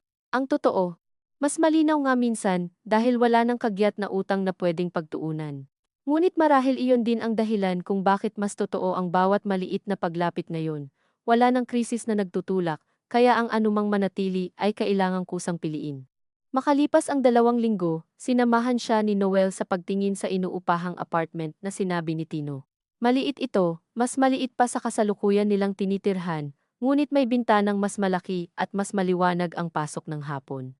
Hindi rin ito maganda sa karaniwang sukatan, manipis ang dingding, luma ang tiles, at may bakas ng tumagas na tubig sa isang sulok. Ngunit habang nakatayo sila roon, nakikinig sa landlady na nagsasalita ng mabilis tungkol sa deposit at advance, napansin ni Liza ang isang kakaibang bagay. Hindi niya iniisip kung ito ba ang simula ng mas magandang buhay. Iniisip niya lamang kung kaya ba niya itong isipin na buhay nilang dalawa. Ang simpleng posibilidad na iyon ay sapat ng manikip ang lalamunan niya. Paglabas nila ng gusali, naglakad sila ng tahimik sa makitid na eskinita. Anong tingin mo? Tanong ni Noel. Hindi agad siya sumagot. Tiningnan niya ang mga labada sa taas, ang batang naglalaro ng tansan sa gilid, ang babaeng nagtitinda ng kwek-kwek sa kanto. Ordinaryong lugar, ordinaryong buhay. Hindi perpekto, sabi niya. Napangiti si Noel ng bahagya. Wala naman sa choices ko ang perpekto. Naglakad pa sila ng ilang hakbang. Pero maliwanag, dugtong niya. Oo, at mas malayo. Oo, tumigil siya at humarap ng bahagya. Hindi tayo lilipat para takasan ang nangyari. Lilipat lang tayo kung pareho nating gusto kung ano ang pwede nating subukan doon. Tiningnan siya ni Noel ng diretsyo. Oo, wala nang dagdag. Sa titig na iyon, wala na ang dating sabik na makakuha agad ng sagot na malinaw. Parang natuto na rin itong hayaang ang mga mahahalagang bagay ay mabuo sa tamang bagal. Pag-uwi nila sa kasalukuyan nilang apartment, nadatnan nilang may iniwang bayong ng saging si Faye sa may pinto, walang note, walang text. Napangiti si Liza ng bahagya, mapait ngunit hindi na masyadong mabigat. Mama mo, sabi niya. Tiningnan ni Noel ang bayong at umiling na parang nahihiyang natatawa. Mahilig talaga siyang magsabi ng hindi salita, mana ka. Oo. Magkahalong hiya at lambot ang narinig niya roon. Sa gabing iyon, habang inaayos nila ang mga saging sa maliit na basket, biglang naisip ni Liza kung gaano kahirap at kasabay niyon kahalaga ang pagkilalang walang iisang villain sa maraming sugat ng buhay may asawa. May kamalian si Noel, malinaw at may pangalan. May bahagi rin ang pamilya nito, may bahagi ang hiya, ang mga nakasanayang papel, ang mga tahimik na pagpayag, at may bahagi rin siya hindi sa pagkakamali ng asawa, kundi sa paraan niyang matagal ding naniwalang ang kontrol sa budget ay sapat ng depensa, laban sa mga lamat na hindi kayang pigilan ng maayos na pagtutuos. Hindi pantay-pantay ang bigat ng lahat ng iyon. Ngunit sabay-sabay silang naroroon, at marahil tanging sa pagtanggap na hindi ito simpleng kwento ng mabuti, at masama sa lamang nabubuo ang anumang mas matibay kaysa sa bulag na pagtitiis. Lumipas ang 1 pang linggo, bago sila muling bumalik sa inuupahang unit at nagbigay ng maliit na reservation. Hindi pa final. Isang hakbang lang. Ngunit sa pag-abot ni Noel ng pera sa landlady at sa tahimik na pagtango ni Liza sa tabi nito, may nangyaring maliit at mabigat sa loob niya. Hindi pa iyon buong tiwala. Ngunit isa na itong malinaw na desisyon na isama pa rin ang lalaki sa susunod na kabanata ng buhay niya. Pag-uwi nila, nagbihis siya, hinubad ang sapatos, at umupo sa gilid ng kama ng matagal. Naramdaman ni Noel na may kung ano sa katahimikan niya, ngunit hindi agad lumapit. Anong iniisip mo? Tanong nito sa huli. Nag-angat siya ng tingin. Hindi niya balak sabihin ng ganoon kaagad, ngunit lumabas din. Na natatakot pa rin ako, lumapit si Noel ng kaunti. Hindi sapat para mawala ang pagpipilian niya. Saan? Na baka sa huli, bumabalik din ang tao sa pinakakilala niyang ugali, na baka kahit anong ayos natin. May araw na may susulpot na butas na hindi ko na naman alam. Hindi agad sumagot si Noel, umupo ito sa tapat niya, siko sa tuhod, mga kamay magkadikit. Baka totoo yan, sabi nito sa wakas, napatingin siya, bahagyang nasaktan sa tapat ng sagot.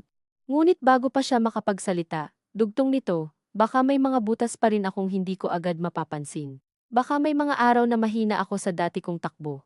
Pero ang kaya ko lang sabihin sa'yo ngayon, hindi na ako papayag na ikaw ang huling makakaalam. Naramdaman niyang may tumama sa dibdib niya ng dahan-dahan ngunit buo, hindi dahil perpekto ang sinabi.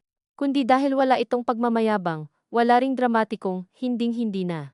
Isang mas mapait ngunit mas mapagkakatiwala ang pangako, hindi kawalan ng kahinaan, kundi kawalan ng pagtatago. At ako, sabi niya pagkatapos ng mahabang katahimikan, hindi ko maipapangakong hindi na ako magtatabi para sa sarili ko. Huwag mong ipangako yun. At hindi ko maipapangakong hindi na kita dududahan paminsan. Tumango si Noel, huwag mo ring ipangakong mawawala agad yun. Natawa siya ng bahagya, at sa pagkakataong iyon, hindi mapait, pagod lang. Totoo lang, ang dami nating hindi maipapangako, sabi niya. Mas mabuti na siguro yun kaysa sa dati nating ang daming kayang sabihin, pero hindi kayang panindigan. Hindi na ito sumagot. Sa halip, marahan nitong inilapag ang kamay sa tabi ng hita niya sa kama, sapat na malapit upang kung nais niya ay pwede niya itong hawakan, at sapat na maingat upang kung hindi pa niya kaya ay walang hihilang puwersa sa kanya. Tiningnan niya ang kamay na iyon ng matagal. Kamay na minsang nangapa sa lata ng biskwit nang hindi nagpapaalam. Kamay na nagdala ng mga resibo at mga plastik ng murang ulam. Kamay na napagod sa sideline at humawak sa ballpen para maglista ng bagong budget. Dahan-dahan, inilapat niya ang sarili niyang kamay sa ibabaw nito. Hindi mahigpit, hindi permanente, ngunit hindi rin saglit na aksidente.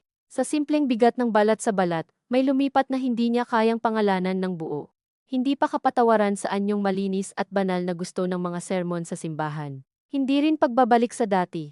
Marahil isang pagpayag lang na ang taong ito, sa kabila ng mga bitak na dala nito at bitak na nalikha nito sa kanya, ay maaari pa ring manatiling tahanang hindi na inosente, ngunit posibleng maging totoo. Nang gabing iyon, bago matulog, kinuha ni Liza ang envelope ng ipon niya at inilagay sa bagong supot kasama ng ilang resibo at listahan ng gastusin para sa posibleng paglipat, hindi niya ito itinago ng hiwalay. Hindi rin niya ipinasa kay Noel. Basta inilagay niya sa iisang lugar ang mga bagay na para sa sarili at para sa bahay, hindi dahil iisa na uli ang kahulugan ng mga iyon, kundi dahil natuto siyang ang tunay na pagsasama ay hindi pala pagkawala ng sariling depensa, kundi ang kakayahang ilapag ito ng hindi kailangang ikubli. Pagpatay ng ilaw, narinig niya ang ulan sa labas, pino lang, hindi bagyo, hindi sapat para bumaha, sapat lang para linisin ng kaunti ang alikabok sa bubong at kalsada. Liza, bulong ni Noel sa dilim. Hindi ko alam kung kailan magiging magaan ulit ng buo.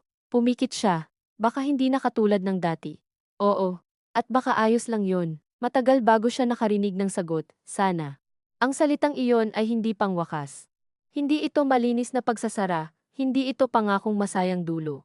Ngunit habang nakahiga siya roon, may isang kamay na hindi niya na binabawi at isang apartment na baka malapit na nilang iwan ngunit hindi itinatangging naging lugar ng pinakamahirap nilang pagkatuto. Alam niyang sapat na muna iyon. Sa umagang darating, may mga gamit pa silang babalutin, may mga bayaring patuloy na babayaran, may pamilyang hindi biglang mawawala ang ugali, may mga araw na baka muling kumirot ang hinala, may mga gabi ring baka muling manikip ang hiya. Ngunit may bago na ring bagay sa pagitan nila. Hindi ang dati nilang paniniwalang hindi sila magkakamali, kundi ang mas mabigat at mas maingat na pag-asang kung dumating man muli ang kahinaan. Hindi na ito daraan sa katahimikang hindi pinapangalanan.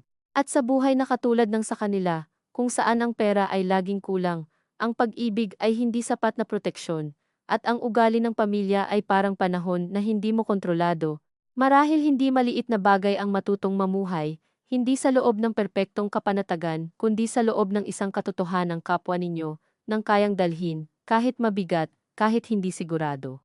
Kahit kailangan pa ring hawakan araw-araw parang basong babasagin, ngunit hindi na ninyo gustong bitawan.